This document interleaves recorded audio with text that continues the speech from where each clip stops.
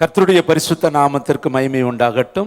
இந்த முதல் நாளிலே இந்த இரண்டாவது ஆராதனையில் பங்கு பெற்று கொண்டிருக்கிற உங்கள் அத்தனை பேரையும், நேரலையில் இணைக்கப்பட்டிருக்கிற அத்தனை பேரையும் அற்புத இயேசு ஊழியத்தின் சார்பாக நான் உங்களுக்கு அத்தனை பேத்துக்கு வாழ்த்துதலை சொல்லி நான் உங்களை வரவேற்கிறேன்.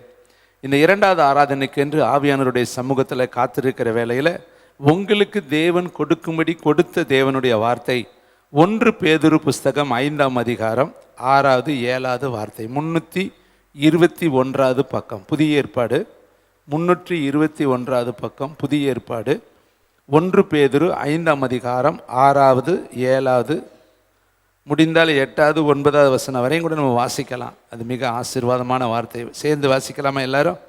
ஆகையால் ஏற்ற காலத்தில் தேவன் உங்களை உயர்த்தும்படிக்கு அவருடைய பலத்த கைகளுக்குள் அடங்கி இருங்கள். அவர் உங்களை விசாரிக்கிறவரானபடியால் உங்கள் கவலைகளை எல்லாம் அவர் மேலே வைத்து விடுங்கள். தெளிந்த புத்தியுள்ளவர்களாய் இருங்கள், விழித்திருங்கள்.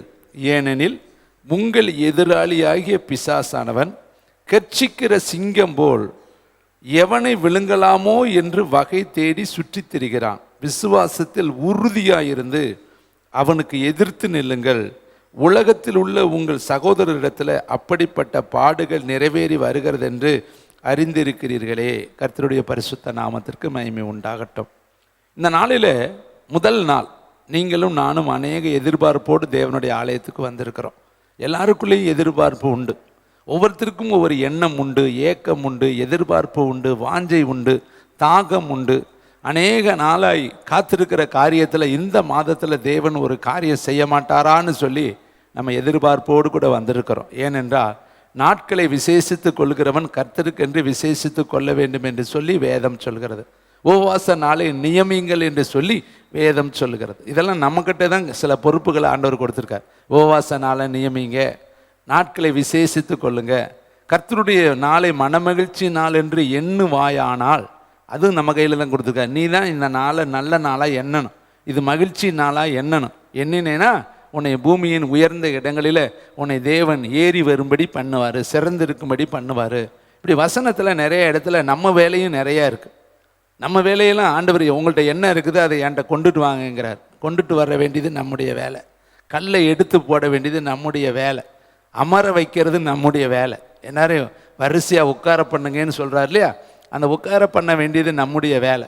பேலையை சுமந்து கொண்டு போய் தண்ணியில் நிற்க வேண்டியது நம்முடைய வேலை. செங்கடலுக்கு நேராக கையை நீட்ட வேண்டியது நம்முடைய வேலை. எரிகோவை சுற்றி ஊதிக்கிட்டே வர வேண்டியது நம்முடைய வேலை. நம்ம வேலையை நம்ம கரெக்டாக செஞ்சோம்னா அவர் வேலையை அவர் கரெக்டாக செய்வார். இங்கே பாருங்களேன், வேதம் சொல்லுகிறது தேவன் உங்களை உயர்த்தணுமா? எல்லாத்துக்குமே ஆசை தான். ஆண்டவர் உயர்த்தணும், மோசே மாதிரி உயர்த்தணும், ஆரோன் மாதிரி உயர்த்தணும், மீரியாம் மாதிரி உயர்த்தணும், யாகேல் மாதிரி உயர்த்தணும், சிம்சோன் மாதிரி உயர்த்தணும், கிதியோன் மாதிரி உயர்த்தணும்.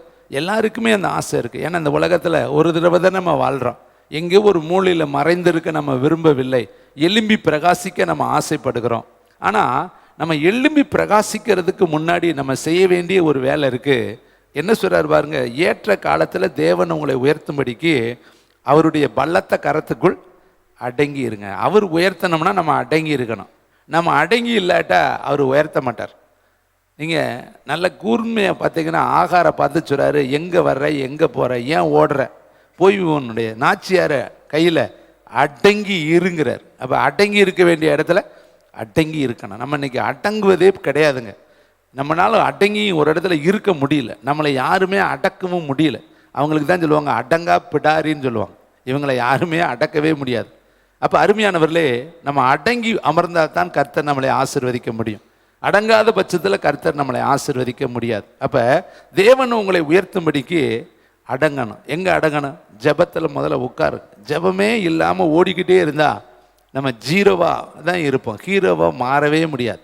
ஜெபிக்கிறவர்கள் தாங்க இந்த உலகத்தில் ஹீரோவாக மாற முடியும். இன்றைக்கி மின்னி பிரகாசிக்கிற ஒவ்வொரு ஊழியக்காரர்களையும் அந்தரங்கத்தை கேட்டு பார்த்தீங்கன்னா அவங்க சொல்லுவது 2 மணி நேரம் 3 மணி நேரம் அவங்க தூங்குவதே பெரிய காரியம். அந்த அளவுக்கு இரவு நேரத்தில் கொத்தளமிட்டு அந்தரங்கத்தில் தேவனை நோக்கி அவங்க புலம்பி தன் இருதயத்தை அண்ணால் போல ஊற்றுகிறார்கள். அதனால தான் கர்த்தர் அவர்களை எடுத்து உலகமெல்லாம் பயன்படுத்தி கொண்டு இருக்கிறார். நம்ம வெளித்தோற்றத்தை பார்க்குறோம், ஆனால் அவங்களுடைய மறைமுகம் நமக்கு தெரியல. அவங்களிடத்துல நெருங்கி போய் அவங்க ஜெப நேரத்தை நீங்கள் கேட்டிங்கன்னா அவங்க சொல்லுவாங்க. அவங்க வேத வாசிப்பு நேரத்தை கேட்டால் சொல்லுவாங்க. அவங்க தியாகத்தை கேட்டால் சொல்லுவாங்க. அவங்க அர்ப்பணிப்பை கேட்டிங்கன்னா சொல்லுவாங்க. அவங்க கடந்து வந்த பாதைகளை கொஞ்சம் தனிமையாக நீங்கள் கேட்டு விசாரித்து பார்த்தீங்கன்னா சொல்லுவாங்க. வஸ்திரம் இல்லாமல் இருந்தோம், உணவு இல்லாமல் இருந்தோம், பற்றாக்குறையில் இருந்தோம், அநேக இடங்களில் கண் விழிப்புகளில் இருந்தோம், காவல்களில் இருந்தோம், கட்டுகளில் இருந்தோம், கப்பற் சேதத்தில் இருந்தோம், பிரயாண சேதத்தில் இருந்தோம், பல மோசங்கள் எங்களுடைய வாழ்க்கையில் வந்துச்சு, சகோதரர்களால் கைவிடப்பட்டோம், சகோதரிகளால் ஏமாற்றப்பட்டோம் என்று சொல்லி அவங்களுடைய புராணங்களை கேட்கும் பொழுது, வாழ்க்கை வரலாறுகளை கேட்கும் பொழுது உடைக்கப்பட்ட பாத்திரம் தாங்க மின்னி பிரகாசிக்கிற பாத்திரமாய் மாறும்.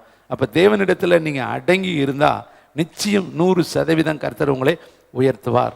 அப்போ அடுத்த வசனம் தான் நம்ம இன்னைக்கு தியானிக்க போகிற ஒரு வார்த்தை. 7வது வசனம் பாருங்களேன். அவ உங்களை விசாரிக்கிறவரானபடியா. இன்னைக்கு கேள்வி என்ன தெரியுமா? அநேகர் சொல்கிறது, என்னை கேள்விக்கு கூட கேட்கறதுக்கு ஆள் இல்லைங்க, நல்லா இருக்கேன்னு கேட்கறதுக்கு கூட ஆள் இல்லைங்க, என்னை அன்பாய் என்னிடத்துல 2 வார்த்தை பேசுவதற்கு ஆட்கள் கிடையாதுங்க, என் மேலே அக்கறை உள்ளவர்கள் யாருமே கிடையாதுங்க. இப்படி தான் இன்றைக்கி அநேக ஜனங்கள் இந்த உலகத்தில் வாழ்கிறாங்க. ஒருவேளை நீங்கள் அப்படி இல்லாமல் இருக்கலாம், உங்களுக்கு நிறைய அன்பு உள்ளவர்கள் இருக்கலாம், உங்களை நேசிக்கிறவங்க இருக்கலாம். ஆனால் நம்ம மட்டும் உலகம் கிடையாதுங்க. இந்த உலகத்தை நீங்கள் திரும்பி பார்த்தீங்கன்னா இந்த உலகத்தில் எத்தனையோ பிச்சைக்காரர்கள் இருக்கிறார்கள், எத்தனையோ அனாதைகள் இருக்கிறார்கள், எத்தனையோ ஆதரவற்ற முகாம்கள் இருக்கிறது, எத்தனையோ முதியோர் இல்லங்கள் இருக்கிறது, எத்தனையோ இடங்களில் ஜனங்கள் தங்குவதற்கு இடமில்லாமல் பிளாட்பாரங்களில் குடியிருக்கிறார்கள், தெருக்களிலே குடியிருக்கிறார்கள், பாலத்திற்கு அடியில் குடியிருக்கிறார்கள், இன்னும் தெருக்களிலே அவர்கள் வாழ்ந்து கொண்டு இருக்கிறார்கள், குடிசைகளிலே வாழ்ந்து கொண்டு இருக்கிறார்கள். அவர்களிடத்துலாம் இருக்கிற ஒரு ஏக்க பெருமூச்சு என்னன்னா, எங்களை விசாரிக்க கூட ஆட்கள் கிடையாது, அரசாங்கம் கூட எங்களுடைய நிலையை விசாரிக்க மாட்டேங்குது, சொந்தங்கள் இல்லை, பந்தங்கள் இல்லை, எந்த மனிதனும் எங்களுடைய நல் வாழ்க்கையை விசாரிக்க ஆட்கள் இல்லை. இதை கேட்குற தம்பி, தங்கச்சி, தாயே, தகப்பனே, தேவனுடைய சபையே, தேவனுடைய ஊழியத்தில் இருக்கிற தேவனுடைய மந்தைகளே, ஒருவேளை இன்றைக்கு நீங்களும் விசாரிப்பாரற்ற ஒரு சியோனா இந்த இடத்துல இருக்கிறீங்கன்னா உங்களுக்கு தான் இன்னைக்கு கர்த்தர் இந்த முதல் தேதியில் சொல்கிறாரு, அவர் உங்களை விசாரிக்கிறவர். என்ன விசாரிப்பார்? உனக்கு எவ்வளோ கடன் இருக்குது, உனக்கு எவ்வளோ கண்ணீர் இருக்குது, உனக்கு எவ்வளோ பிரச்சனை இருக்குது, அப்படி தானே விசாரிப்பார். நம்ம நினைக்கிறோம் விசாரிப்புன்னா அதுதான் நினைக்கிறோம், அதுதான் தப்பு. கர்த்தர் விசாரிக்கிற விசாரிப்பு வேற. அவர் எதெல்லாம் விசாரிப்பார் என்பதை நம்ம தியானிக்க போகிறோம். நம்ம நினச்சிக்கிறது உனக்கு எம்பிட்டு கடன் இருக்குது நான் கட்டி கொடுத்துட்றேன், உனக்கு எத்தனை பிரச்சனை இருக்குது அதை நான் தீர்த்துடுவேன், அதுதான் விசாரிப்புன்னு நினைக்காதீங்க. அந்த விசாரிப்பு உலகப்பிரமான விசாரிப்பு. அவர் கேட்குற விசாரிப்பு பரலோகத்துக்குரிய விசாரிப்பு. இதை கேட்குற தம்பி, தங்கச்சி, தாயே, தகப்பனே, இங்கே பாருங்களேன், லூக்கா 10ஆம் அதிகாரம் 41ஆம் வசனத்தில் மார்த்தாள் மரியாள் இயேசுவை ரொம்ப நேசித்தவங்க. லாசரு, மார்த்தாள், மரியாள் வீட்டுக்கு இயேசு அநேக முறை போவார். எப்பெல்லாம் பெத்தானியாவுக்கு போகிறாரோ அப்பெல்லாம் அவர்கள் வீட்டுக்கு போவார். இவங்க 3 பேர் மேலேயுமே அவர் அன்பாக இருந்தார் என்று வசனம் சொல்கிறது. அதனால தான் லாசரு மரித்து போனான்னு தெரிஞ்ச உடனே இயேசு கலங்கினார் என்று யோவான் 11:35 வாசிக்கிறோம். இயேசு கண்ணீர் விட்டார் என்று அந்த ஒரே ஒரு வரி மட்டும் அதில் இருக்கும். லாசருக்காக அவர் கண்ணீர் விட்டார். மார்த்தாள், மரியாள் சொல்லி விடுறாங்க, அவசரமான ஒரு செய்தி கொடுக்குறாங்க, நீ சிநேகிக்கிறவன் மரித்து போனான் அப்படி சொல்லிவிட்டாங்க. ஆனால் அவரோ வர தாமதித்தார் என்று வேதம் சொல்லுது. இப்போ இந்த இடத்துல மார்த்தாள், மரியாள் வீட்டுக்கு இயேசு வர்றாரு. அந்த 41வது வசனத்தை நீங்கள் வாசித்து மேலே 40வது வசனத்திலிருந்தே வாசித்தீங்கன்னா 39லிருந்து வாசிக்கிறேன், நீங்கள் கொஞ்சம் கவனிங்க, உங்களுக்கு புரிவதற்காக கொஞ்சம் மேலேருந்து வாசிச்சுட்டு வந்தால் உங்களுக்கு டச்சிங் வேர்டு கரெக்டாக கிடைக்கும். லூக்கா 10:39 அவளுக்கு மரியாள் எண்ணப்பட்ட ஒரு சகோதரி இருந்தாள். அவள் இயேசுவின் பாதத்தருகே உட்கார்ந்து அவருடைய வசனத்தை கேட்டுக்கொண்டிருந்தாள். மார்த்தாளோ பற்பல வேலைகளை செய்வதில் மிகவும் வருத்தம் அடைந்து அவரிடத்தில் ஆண்டவரே, நான் தனியே வேலை செய்யும்படி என் சகோதரி என்னை விட்டு வந்திருக்கிறதை குறித்து உமக்கு கவலை இல்லையா? எனக்கு உதவி செய்யும்படி அவளுக்கு சொல்லும் என்றாள். இயேசு அவளுக்கு பிரதியுத்தரமாக, மார்த்தாளே, நீ அநேக காரியங்களை குறித்து கவலைப்பட்டு கலங்குகிறாய், தேவையானது ஒன்றே, மரியாள் தன்னை விட்டு எடுபடாத நல்ல பங்கை தெரிந்து கொண்டாள். கர்த்தருடைய பரிசுத்த நாமத்திற்கு மகிமை உண்டாகட்டும். அவர் நேசித்த குடும்பத்தில் அவர் நேசித்த மகள்களில் ஒருத்தி தான் மார்த்தாள், இன்னொருத்தி மரியாள். அவங்க எல்லாமே இயேசு மேலே நேசமாக இருக்காங்க, இயேசுவும் அவர்கள் மேலே நேசமாக இருக்கிறாரு. இப்போ என்ன நடக்குது? ஒருத்தி பாதம் போதும் என்று சொல்லி இயேசுவினுடைய பாதத்தை பிடிச்சுக்கிட்டு உட்காந்துட்டா. அவளுக்கும் வேலை இருக்குது, அவளுக்கும் பொறுப்பு இருக்குது, அவளுக்கும் எமர்ஜென்சியான ஒர்க்கு நிறைய இருந்திருக்கும். ஆனால் அந்த வேலைகளை விட ஜெபந்தான் முக்கியம், வசனம்தான் முக்கியம், தேவனுடைய பாதம்தான் முக்கியம்னு சொல்லி வேலைகளை ஒதுக்கி வைத்து விட்டு இவள் பாதத்தில் உட்கார்ந்து கொண்டாள். ஆனால் இன்னொருத்தியோ பாதத்தில் உட்காருவதை விட வேலைதான் முக்கியம் என்று சொல்லி வேலைக்கு ஓடி போனாள். ஒரே வீட்டுக்குள்ளே தாங்க, ஒரே இடத்துல தாங்க, ஒரே பிறப்பில் தாங்க, ஒரே தரத்தில் தாங்க, அவங்க இருக்கிறதெல்லாம் ஒரே இடத்துல தான் இருக்காங்க, ஒரே கர்ப்பத்தில் தான் இருந்தாங்க, ஒரே தாய் தகப்பனுக்கு தான் பிறந்தாங்க. ஆனால் வளர்ப்புள் ஒரே இடம் தான், எல்லாமே ஒன்று. ஆனால் மனசு மட்டும் வேறு. என்னது? ஒருத்தி உட்கார்ற மனசு உள்ளவ, ஒருத்தி விட்டுட்டு போகிற மனசு உள்ளவ. இதை கேட்குற தம்பி, தங்கச்சி, தாயை, தகப்பனை யோசித்து பாருங்க. இயேசு வீட்டுக்குள்ளே வந்திருக்கிறாரு. அவர் வல்லமையுள்ளவர், பராக்கிரமம் உள்ளவர், அற்புதமானவர், அதிசயமானவர், ஜீவன் உள்ளவர். அவர் ஒன்றான மெய்தேவனாகிய தேவனுடைய குமாரன், அவ்வளவு பொருந்தின மகிமையுள்ளவர் தான் வீட்டுக்குள்ளே வந்திருக்கிறாரு. ஆனால் இவ வெளியில் போய் வேலை செய்து கொண்டிருக்கிறாள். அதுலேயும் இயேசுனிடத்தில் வந்து ஒரு கேள்வி கேட்குறா, நான் தனியாக வேலை செய்கிறேனே, இவ என்னை விட்டுட்டு வந்து உம்மட்ட உட்கார்ந்துருக்கிறாளே, எனக்கு உதவி செய்யும்படி இவளை அனுப்பக்கூடாதா? இதை பற்றி உனக்கு கொஞ்சம் கூட கவலை இல்லையான்னு இயேசுவை கவலைப்படும்படி அவ சொல்கிறான். அப்போ ஏசப்பா சொல்கிறாரு, தேவையானது ஒன்று தான்ப்பா, இந்த மரியாள் நல்ல பங்கை தெரிந்து கொண்டாள். அப்படின்னா நீ என்ன பங்கை தெரிந்து கொண்டேன்னு நம்மளே தெரிஞ்சுக்கலாம். நல்லது இல்லாத பங்கை தெரிந்து கொண்ட. அப்போ அந்த இடத்துல அவர் கடிந்து கொள்கிற வார்த்தையை நீங்கள் கவனிக்கணும். 41 பாருங்கள். இயேசு அவளுக்கு பிரதியுத்தரமாக, மார்த்தாளே மார்த்தாளே, நீ அநேக காரியங்களை குறித்து கவலைப்பட்டு கலங்குகிற. இன்றைக்கு இந்த சத்தத்தை கேட்குற நேரலையில் அல்லது இங்கே இருக்கிற யாரோ ஒரு நபர் அநேக காரியங்களை குறித்து கவலைப்பட்டுக்கிட்டே இருக்கிறீங்க. ஐயோ, அது எப்படி நடக்கும், இது எப்படி நடக்கும், இது எப்படி மாறும், இது எப்படி செய்வார், இது எப்படி என் வாழ்க்கையில் சாத்தியமாகும். வேதத்தில் நிறைய கேள்வி கேட்டாங்க. எப்படி? பனி பெய்யணும், ஆனால் இந்த என்ன செய்யக்கூடாது, தோல் நனையக்கூடாது. பனி பெய்யணும், ஆனால் பூமியெல்லாம் என்ன செய்யணும், நனையணும். கிதியோன் ஆண்டவர்கிட்ட கேள்வி கேட்குறேன். வேதத்தில் நிறைய பேர் கேட்குறாங்க. சாரால் கேட்குறா, இது எப்படி, நானும் வயசாகி போச்சே, ஸ்திரீகளுக்குரிய வழிபாடெல்லாம் நின்று போச்சே. அவளுக்கு கவலை, இது எப்படி கர்த்தர் சொல்கிறாரு, உற்பவ காலகட்டம்னு முன்னாடி வந்து நின்று சொல்கிறாரு, தூதர்கள் வீட்டுக்கு வந்திருக்கிறாங்க, கர்த்தர் சொல்கிற வார்த்தையை விட இவ தன்னுடைய எண்ணத்தை சொல்கிறா, இது எப்படி ஆகும், இது எப்படி எனக்கு நடக்கும், எனக்கு அந்த அபியாசம்லாம் இல்லையே. அவ சூழ்நிலையை பார்த்தாள், சந்தர்ப்பங்களை பார்த்தாள், வாய்ப்புகளை பார்த்தாள், அவளுக்கு இயற்கையினுடைய நியமங்களை பார்த்தாள், இயற்கையினுடைய நீதிகளை பார்த்தாள். தேவனுடைய வார்த்தையின் வல்லமை அவ பார்க்கல. இந்த வனாந்தரத்தில் எப்படி நமக்கு அகப்படும்? சீசர்கள் கேட்குறாங்க, இது வனாந்தரமாச்சே, 5000 பேர் இருக்காங்களே, இவங்களுக்கு எப்படி அகப்படும்? கர்த்தர் சொன்னார், உன்கிட்ட இருக்கிறத என்கிட்ட கொண்டுட்டு வான்னு சொல்லி அந்த வனாந்தரத்தில் ஆசீர்வதிச்சேன். இன்றைக்கி நீங்கள் வனாந்தரத்தில் உட்காந்துருக்கிறீங்களா? வயசெல்லாம் ஆகி போய் நிலைமையில் 100 வயசு ஆகி போய் உட்காந்துருக்கிறீங்களா? அல்லது 80 வயசு ஆகி போய் 90 வயசு ஆகி எந்த சூழ்நிலையில் நீங்கள் இருந்தாலும் தேவனால் எல்லாம் கூடும். கைத்தட்டி கர்த்தருக்கு நன்றி சொல்லுங்கள். அநேக காரியத்தை குறித்து கவலைப்படும். வேலை கிடைக்கலையே, எப்படி வாழ போகிறோம், பிள்ளை எப்படி படிக்க போகுது, புருஷன் எப்படி என்னை கடைசி வரையும் காக்க போகிறாரு, ஒவ்வொருத்தருக்கும் ஒவ்வொரு விதமான கவலை. இங்கே வேதத்தில் சொல்லப்பட்டிருக்கு பாருங்க, நீ அநேக காரியங்களை குறித்து ஒருவேளை இன்றைக்கி நீ கவலையோடு இங்கே உட்காந்துருந்தேன்னா உனக்கு தான் கர்த்தர் சொல்கிறாரு, பாதத்தை பிடிச்சுக்க, ஏசப்பாவை பிடிச்சுக்க, வார்த்தையை பிடிச்சுக்க, தேவனுடைய கிருபையை பிடிச்சுக்க, தேவனுடைய அபிஷேகத்தை பிடிச்சுக்க. கவலையை தயவுசெய்து விட்டு, கவலைப்படுகிறதுனாலே உன் சரீர அளவோடு ஒரு முழத்தை உன்னால் கூட்டவும் முடியாது, உன்னால் குறைக்க முடியாது. வெறும் கவலைப்படுறதுனால என்ன நடக்கும்?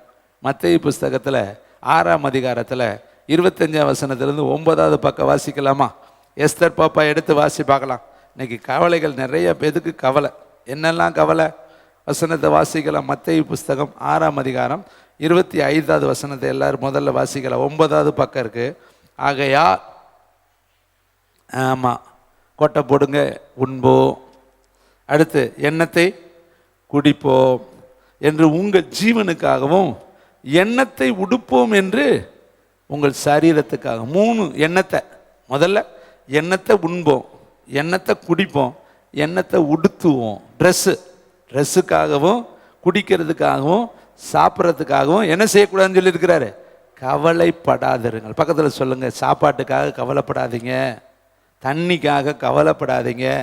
போட்டுக்கிற வஸ்திரத்துக்காக என்ன செய்யாதீங்க, உண்மையிலே கவலைப்படக்கூடாது. பக்கத்தில் சொல்லுங்கள், பேசவே மாட்டீங்களே, நீங்கள் பக்கத்தில் இருக்கவங்களோட விரோதி மாதிரியே பார்க்குறீங்க. ஒருத்தருக்கு ஒருத்தர் சொல்லுங்கள், சாப்பாட்டுக்காக கவலைப்படாதீங்க.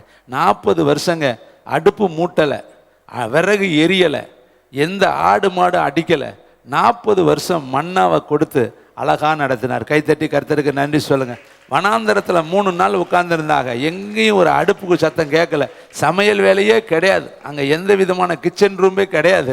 ஆனால் அந்த இடத்துல திருப்தியாய் கர்த்தர் கொடுத்தார். கைத்தட்டி கர்த்தருக்கு நன்றி சொல்லுங்கள். கானாவூர் திருமணத்தில் எந்த பழமும் பிழியலை, எந்த திராட்சை கொடியும் அங்கே கிடையாது. ஆனால் அந்த வீட்டில் தண்ணி தாங்க, ஆனால் ரசமாய் மாறி போனது. கைத்தட்டி கர்த்தருக்கு நன்றி சொல்லுங்க. தேவனா இயற்கைக்கு அப்பாற்பட்ட விதத்தில் உங்களை போஷிக்க முடியும், அவரால் கூடும். வேதம் சொல்லுது, ஆகாயத்து பட்சிகளை கவனித்து பாரு, அந்த பறவையை பாரு, அது விதைக்கலை, அறுக்கலை, சேர்த்து வைக்கலை. 3 சொல்றாரு, அறுக்கலை, விதைக்கலை. முதல்ல அது தனக்குன்னு ஏதாவது விதைச்சிருக்குதா? சரி, அறுத்தாவது வச்சிருக்குதா? அது களஞ்சியம் இருக்குதா? இல்லை. சேர்த்து வைக்குதா? இல்லை. அவைகளையும் உங்கள் பரமபிதா பிழைப்பூட்டுகிறாரே, அவைகளை பார்க்கிலும் சொல்லுங்க, நீங்கள் எப்படிப்பட்டவங்களா? விசேஷித்தவர்கள். கை தட்டி கர்த்தருக்கு நீங்க சொல்லுங்க, நான் விசேஷித்தமானவன். பறவைகளை விட, விலங்குகளை விட, சிங்கத்தை விட, கரடியை விட, ஒட்டகத்தை விட, இன்னும் இருக்கக்கூடிய இந்த உலகத்தில் இருக்கிற பெரிய பெரிய பெரிய முரட்டு மிருகங்களை விட தேவன் என்னை விசேஷமாய் படைச்சார். அதெல்லாம் மிருகம், அதெல்லாம் பறவைகள், அதெல்லாம் ஊர்வன. ஆனால் நானும் தேவனுடைய சாயலின்படி, அவருடைய ரூபத்தின்படி உருவாக்கப்பட்டவன். எனக்கு கர்த்தர் சொல்லி இருக்கிறாரு, கவலைப்படாத. அடுத்த வார்த்தையை பாருங்களேன், 27. கவலைப்படுகிறதுனாலே, வாசிங்க, என்னென்ன என்னைய பார்க்குறீங்க?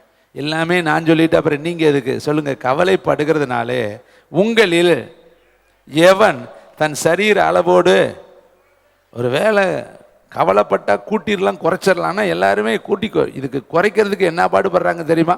கூட்டினவங்கெல்லாம் குறைக்கிறதுக்கு காலதோறும் நடக்கிறாங்க, நடந்து இதை குறைச்சி பார்க்குறாங்க, குறையவே மாட்டேங்குது. கூட்டவும் முடியாது, குறைக்கவும் முடியாது, எத்தனை சாப்பிட்டாலும் முடியாது. அதை கூட்டுகிறவன் குறைக்கிறவரும் கர்த்தர் தான். கைத்தட்டி கர்த்தருக்கு நன்றி சொல்லுங்க. அப்போ கவலை நம்மளை கூட்டவும் செய்யாது, குறைக்கவும் செய்யாது. அதனால கர்த்தர் சொல்கிற வார்த்தை 34 வாசிங்க. ஆகையால் நாளைய நாளுக்காக, இன்னைக்கு இங்கே ஞாயிற்றுக்கிழமை இருந்துக்கிட்டே செவ்வாய்க்கிழமைக்கு கவலைப்படுறது, புதன்கிழமைக்கு கவலைப்படுறது, அடுத்த மாதத்துக்கு கவலைப்படுறது, என்ன முன்ஜாக்கிறது தெரியுமா நம்ம ஆளுகளுக்கு? இதுலாம் ரொம்ப அட்வான்ஸாக போயிடுவாங்க. ஆனால் பரலோகத்துக்கு போகிறதுக்காக என்னைக்காவது கவலைப்பட்டிருக்கிறோமா? அதுக்கு நம்ம ரெடி ஆகணுமே, அதுக்காக நம்ம என்ன செஞ்சுருக்கிறோம்? அந்த கவலையெல்லாம் விட்டுட்டு சாப்பாட்டு கவலை, அரிசி வாங்கி போட்டாச்சா, பருப்பு வாங்கியாச்சா, எண்ணெய் வாங்கியாச்சா, அட்வான்ஸாக எண்ணெய் போட்டு பிள்ளை பிறக்கிறதுக்கு முன்னாடி பணம் சேர்க்கறது. பார்த்திங்கன்னா என்ன, அது பிறந்து தலையிலே மிதிக்கும். ஒன்று யாரை சேர்த்து வைக்க சொன்னது? யோசித்து பாருங்கள். நம்மெல்லாம் என்னெல்லாம் பிளான் பண்ணுறோம். அற்ப மனுஷர்களுங்க நம்ம. ஆண்டவர் சொல்கிறாரு, அநீதியுள்ள மனிதர்களாகிய நீங்களே உங்கள் பிள்ளைகளுக்கு இதெல்லாம் செய்ய நினைக்கிறப்ப, தம்மை நோக்கி இரவும் பகலும் கூப்பிடுகிற தம்முடைய பிள்ளைகளுக்கு நன்மையானதை செய்யாமல் இருப்பாரோ? நன்மையானதை செய்வது அதிக நிச்சயம் அல்லவா? யோசித்து பாருங்க. இன்றைக்கி பிரின்சி, நீ குழந்தை பிறந்து தூக்கிட்டு வந்திருக்கு, என்ன மாதிரி பிரின்சி தானே பாப்பா உன் பேர்? என்ன அக்கறையோடு ராத்திரி பகலாக கண் வெளிச்சு பார்க்குது. அது நான் பண்ணில் பார்க்கல, ஆனாலும் பார்க்கும். ஒவ்வொரு தாயுமே தூக்கத்தை தியாகம் பண்ணி பிள்ளைகளை கவனிப்பாங்க. அப்போ நமக்கு ஒரு தகப்பன் இருக்கிறார் இல்லையா? அவரும் தூங்குவதும் இல்லை, உறங்குவதும் இல்லை. நம்ம மேலே அதிக அக்கறை உள்ளவர். கைத்தட்டி கர்த்தருக்கு நன்றி சொல்லுவோமா?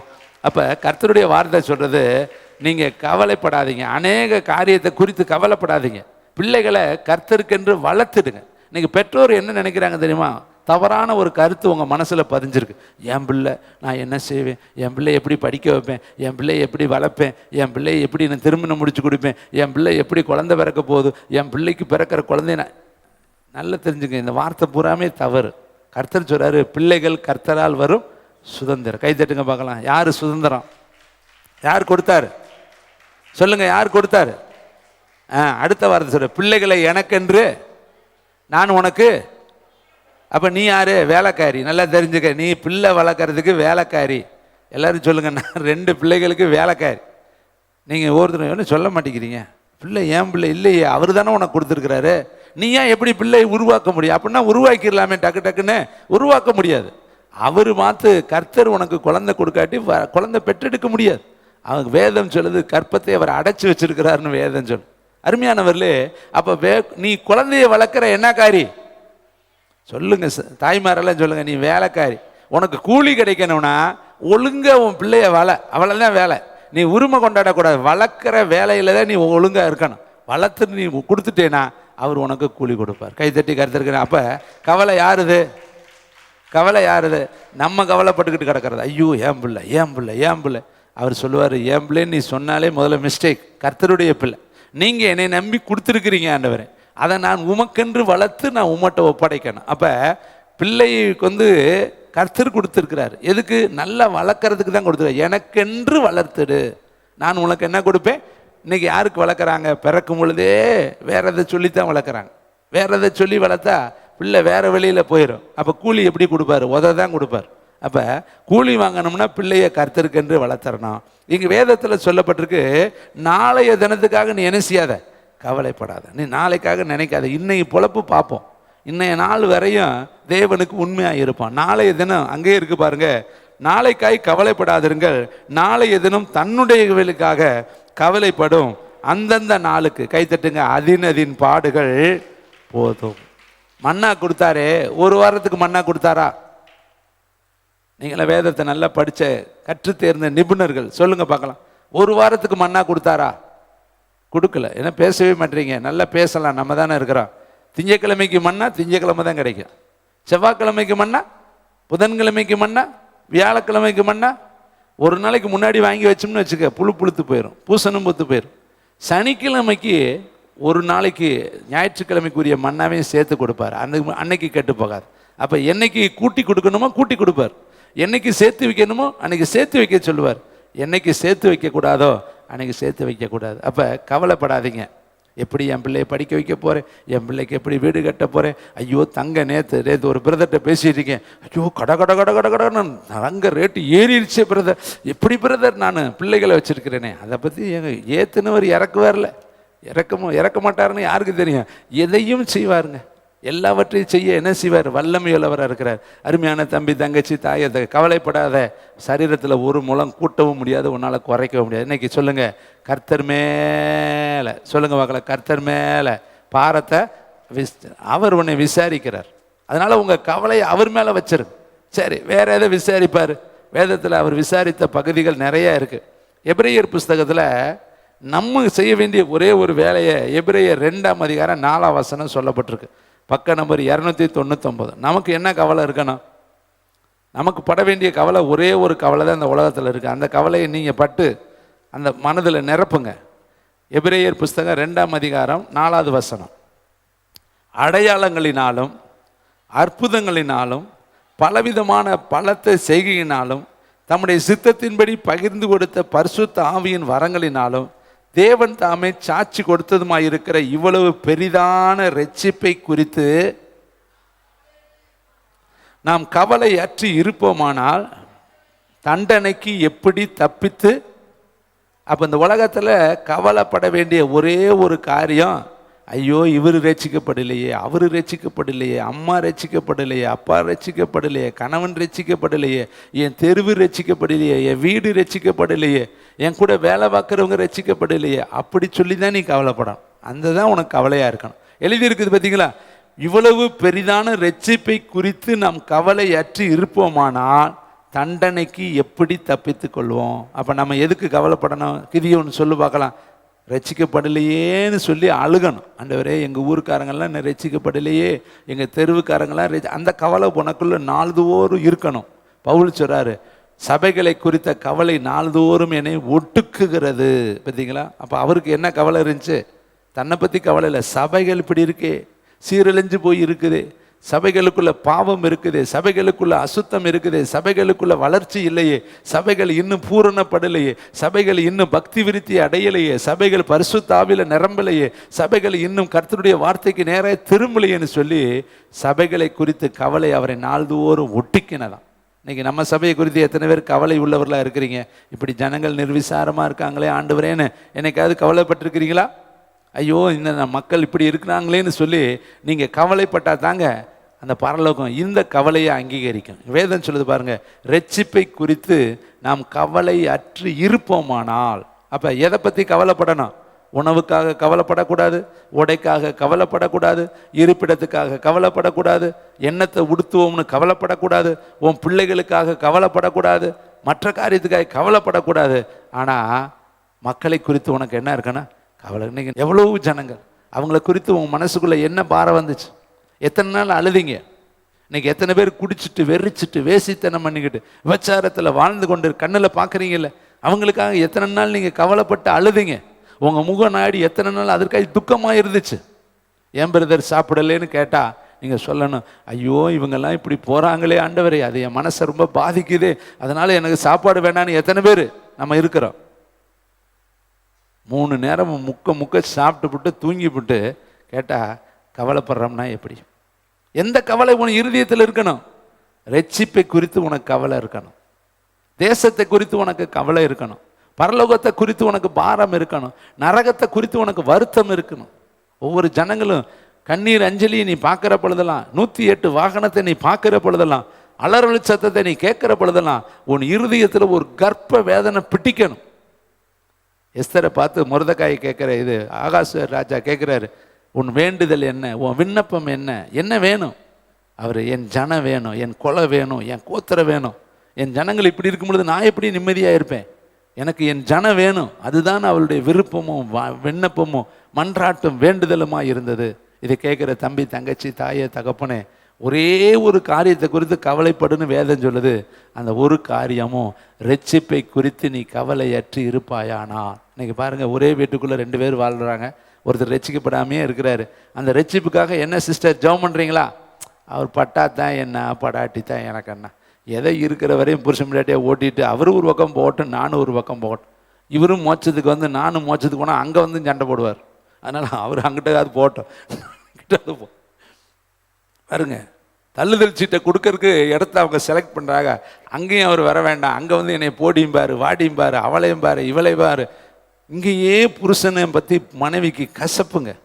இன்னைக்கு பெண்களை ஆண்களை அடிமைப்படுத்தி குத்துயிராய் கொலையுயிராய் ஆக்கி ஒரு வெறுப்பை உண்டாக்கி வச்சுட்டாங்க நிறைய பேருடைய வாழ்க்கையில். கணவனா சீச்சி, இந்த உலகத்திலே நான் வெறுக்கிற ஆளே அவர் தாளுங்கிற அந்த அளவுக்கு கணவன் மனைவியோடைய அன்பு கசந்து போச்சு. ஏன்னா தினந்தோறும் முள்ளு மாதிரி குத்திக்கிட்டே இருந்தா, வார்த்தையாலே கொன்னுக்கிட்டே இருந்தா எந்த கணவன்கிட்ட எந்த மனைவி வாழ்வா? சில மனைவிகள் புருஷனை அப்படியே அடிமையை விட கேவலமாக நடத்துகிற.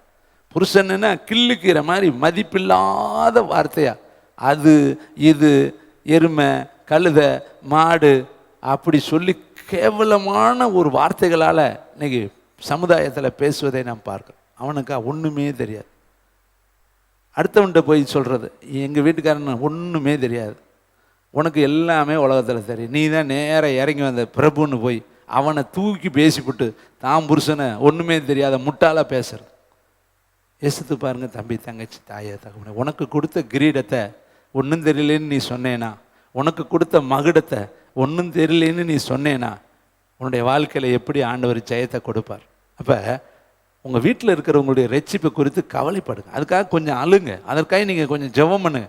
அப்படியே போய்கிட்டே இருக்காதிங்க. என்னைக்கு ஓட்ட முடியும்னு தெரியாது, என்னைக்கு ஆண்டவர் வருவார்னு தெரியாது, எப்போ ஓட்டத்தினுடைய கடைசி நாள்னு தெரியாது. திடீர்னு ஆண்டவர் வந்துட்டாருனாலும் அவங்க பரலோகத்துக்குள்ளே வர முடியாது, திடீர்னு மரணம் வந்துட்டாலும் அவங்க பரலோகத்துக்குள்ளே வர முடியாது. அப்போ பாதாளத்துக்குள்ளே போயிடுவாங்க இல்லையா? அவங்களுக்காக நீங்கள் சாப்பாடு கொடுக்கறத விட, துணிமணி துவச்சி கொடுக்கறத விட, காசு கொடுக்கறத விட, நீங்கள் அவங்களுக்காக என்ன நன்மை செய்கிறத விட அந்த ஆத்துமா ரட்சிக்கப்படணும்னு கவலைப்படுங்க. கவலைப்பட்டு கர்த்தரிடத்தில் போங்க. ஆண்டவரே, இந்த ஆத்துமா ரட்சிக்கப்படணும், அதுதான் என் விருப்பமாக இருக்கணும், அதுதான் என் வாஞ்சியாக இருக்கணும், அதுதான் என் எண்ணமாக இருக்கணும், அதுதான் என் ஏக்கமாக இருக்கணும்னு இந்த ஒரு காரியத்துக்காக நீங்கள் கவலைப்படுங்க தேவனுடைய பிள்ளைகளை. அதை விட்டுட்டு சாப்பாட்டுக்காகவும் துணிமணிக்காகவும் படிப்புக்காகவும் எதிர்காலத்துக்காகவும் கவலைப்படாதீங்க. அதெல்லாம் கர்த்தர் பார்த்து கொள்வார். அதனால தான் வேதம் சொல்லுது, அவர் உங்களை விசாரிக்கிறவரானபடியால் உங்கள் கவலையெல்லாம் அவர் மேலே வைத்து விடுங்க. வேற என்னத்தை விசாரிப்பார்? வாசிக்கலாமா? ஆதியாகமம் புஸ்தகம் 3ஆம் அதிகாரம் 9வது வசனம். தேங்க்யூ வண்டர்ஃபுல் த ஹோலி ஸ்பிரிட். எல்லாம் ஆதியாகமத்துக்கு எல்லாரும் திரும்பிடுவோம்.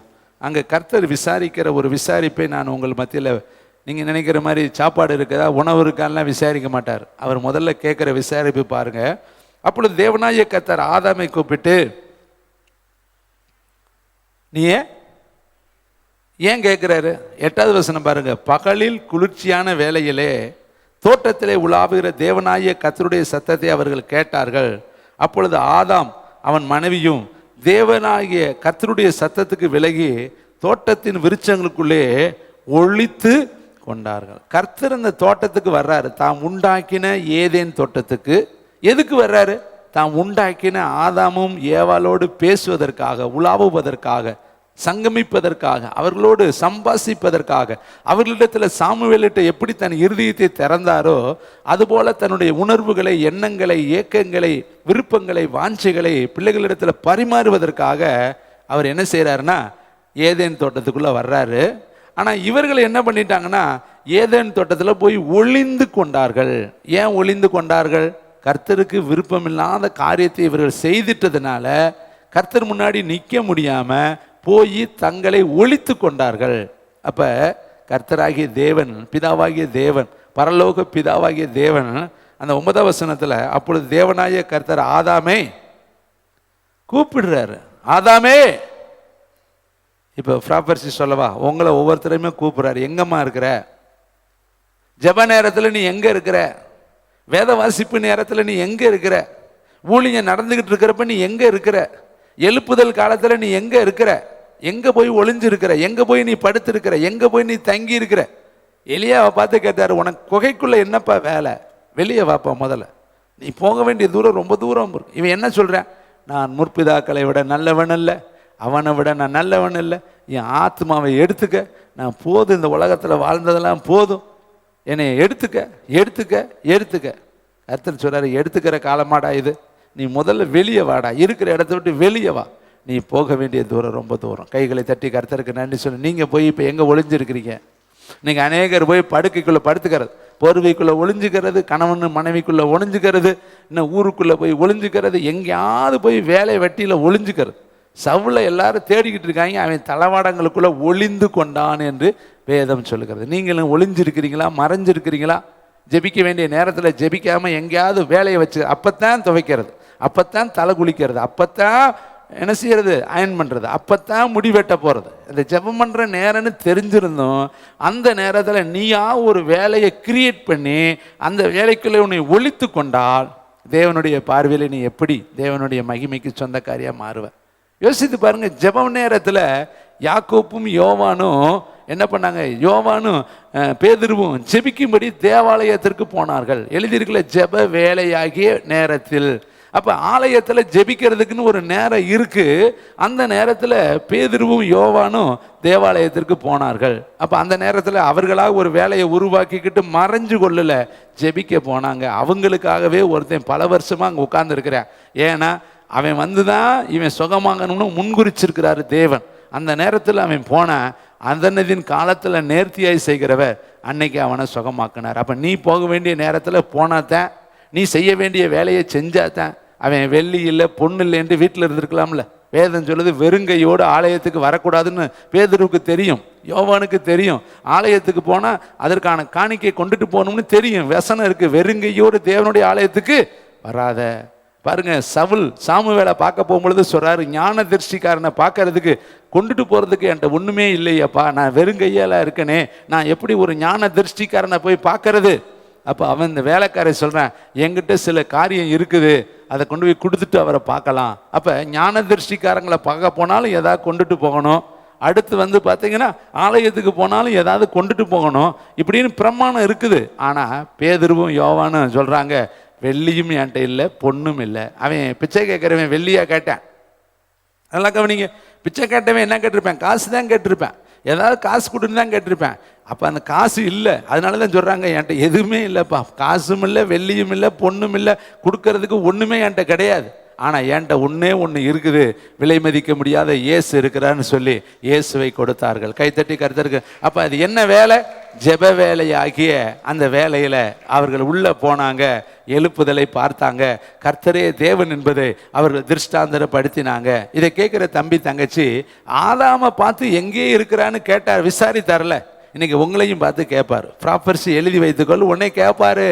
மறைக்கலாம் முடியாது, ஒளியவெல்லாம் முடியாது, ஓடிடலாம் முடியாது, நீ தப்பிச்சுக்கொள்ளலான்னு நினைச்சிடாத. நீ எங்கே போனாலும் யோனா மாதிரி நீ கீழ்த்தட்டில் போய் படுத்தாலும், யோனா எவ்வளவு விவரமானவன் பார்த்தீங்களா? தீர்க்கதரிசிங்க, அப்பா தீர்க்கதரிசி, இவனும் தீர்க்கதரிசி, தீர்க்கதரிசி வம்சத்தில் வந்தவன். அவன் என்ன பண்ணுறான் தெரியுமா? கர்த்தருக்கு சமூகத்தில் தன்னை தப்புவித்து கொள்றானா. ஏன்னா அவர் சொல்றாரு, நினிவேவின் பாரம் என் சமூகத்தில் வந்து எட்டினது, அந்த பொல்லாத நகரத்தை நான் அழிக்க போறேன், அவர்களுடைய அக்கிரமும் என் சமூகத்தில் வந்துருச்சு, நீ போய் அந்த நகரம் அழிய போதுன்னு பிரசங்கம் பண்ணுங்கிறார். அப்போ அந்த வார்த்தையை கேட்டோன்னே பயந்துட்டான். அக்கிரமம் உள்ள ஒரு நகரம், பொல்லாத ஒரு நகரம், நம்ம போனால் நம்மளை தலையை தூக்கிடுவாங்கடான்ட்டு இவன் என்ன பண்ணிட்டான், சொந்த காசு கொடுத்து வாங்கி தர்சீஸுக்கு போய் அடித்தட்டில் படுத்துட்டு பிரயாணம் பண்ணிக்கிட்டு இருக்கேன். ரொம்ப நல்லவன்ல. கர்த்தர் சொன்னது நினிவேவுக்கு போடானா, இவன் எங்கே போய்கிட்டு இருக்கேன்? தர்சீஸுக்கு போய்கிட்டு இருக்கேன். நாமளும் அப்படித்தாங்க. இங்கே உட்காந்துருக்கிற 99 100ல் 99 வேறு திசையாக போய்கிட்டு இருக்கிறோம். அதாவது சொல்லிட்டு அவருக்கு வேலை பிரசங்கிக்கிற வேலை, நமக்கு வேலை கேட்குற வேலை. அதை கை கொள்வதும் கை கொள்ளாததும் நம்ம இஷ்டம் தானே. இல்லை தம்பி, தங்கச்சி, தாயை, தகப்பனே, கை கொள்வதும் கை கொள்ளாததும் உங்கள் இஷ்டத்துக்கு இங்கே பிரசங்கம் பண்ணலை. அதுக்காக ஒரு இரவெல்லாம் கொத்தளமிடலை. அதுக்காக இரவு பகலாய் நாங்கள் கர்ப்ப வேதனைப்பட்டு நீங்கள் வரல. நீங்கள் மஸ்ட் கட்டாயம் கர்த்தருடைய பாதத்தில் வந்து தான் ஆகணும். அந்த நுகத்தை நீங்கள் சுமந்து தான் ஆகணும். அந்த வேதனையை நீங்களும் அனுபவிச்சு தான் ஆகணும். எப்படி ஆகிலும் இடுக்கமான பாதையில் வந்து பரலோகத்துக்குள்ள நீங்கள் பிரவேசித்து தான் ஆகணும். அதுக்குத்தான் கர்த்தர் இந்த நாளில் உங்களோட இவ்வளவு தெளிவாய் ஆணித்தரமாக சொல்கிறாரு, அவருடைய நுகத்தை நீ சும, அவருடைய பாரத்தை நீ சும, நீ ஒளிந்து கொள்ள நினைக்காத. இன்னைக்கு அநேகர் நம்ம மேலே, ஊழியக்காரங்க தாங்க பிரசங்கம் பண்ணுவாங்க, ஊழியக்காரங்க தாங்க தெரு பிரசங்கத்துக்கு போவாங்க, ஊழியக்காரங்க போய் ஜெபித்துக்கிட்டுங்க, நமக்கு என்னங்க வேலை அப்படி நினைக்காதீங்க. நீ தப்பித்து கொள்ள நினைக்காத. இன்றைக்கு இந்த ஊழியங்கிறது எல்லாரும் மேலே விழுந்த கடமை. எல்லாரும் சொல்லணும். வேதம் சொல்கிறது, சுவிசேஷத்தை அறிவிக்காவிட்டால், அடுத்த வார்த்தை சொல்ல பயமா இருக்கு இல்லையா?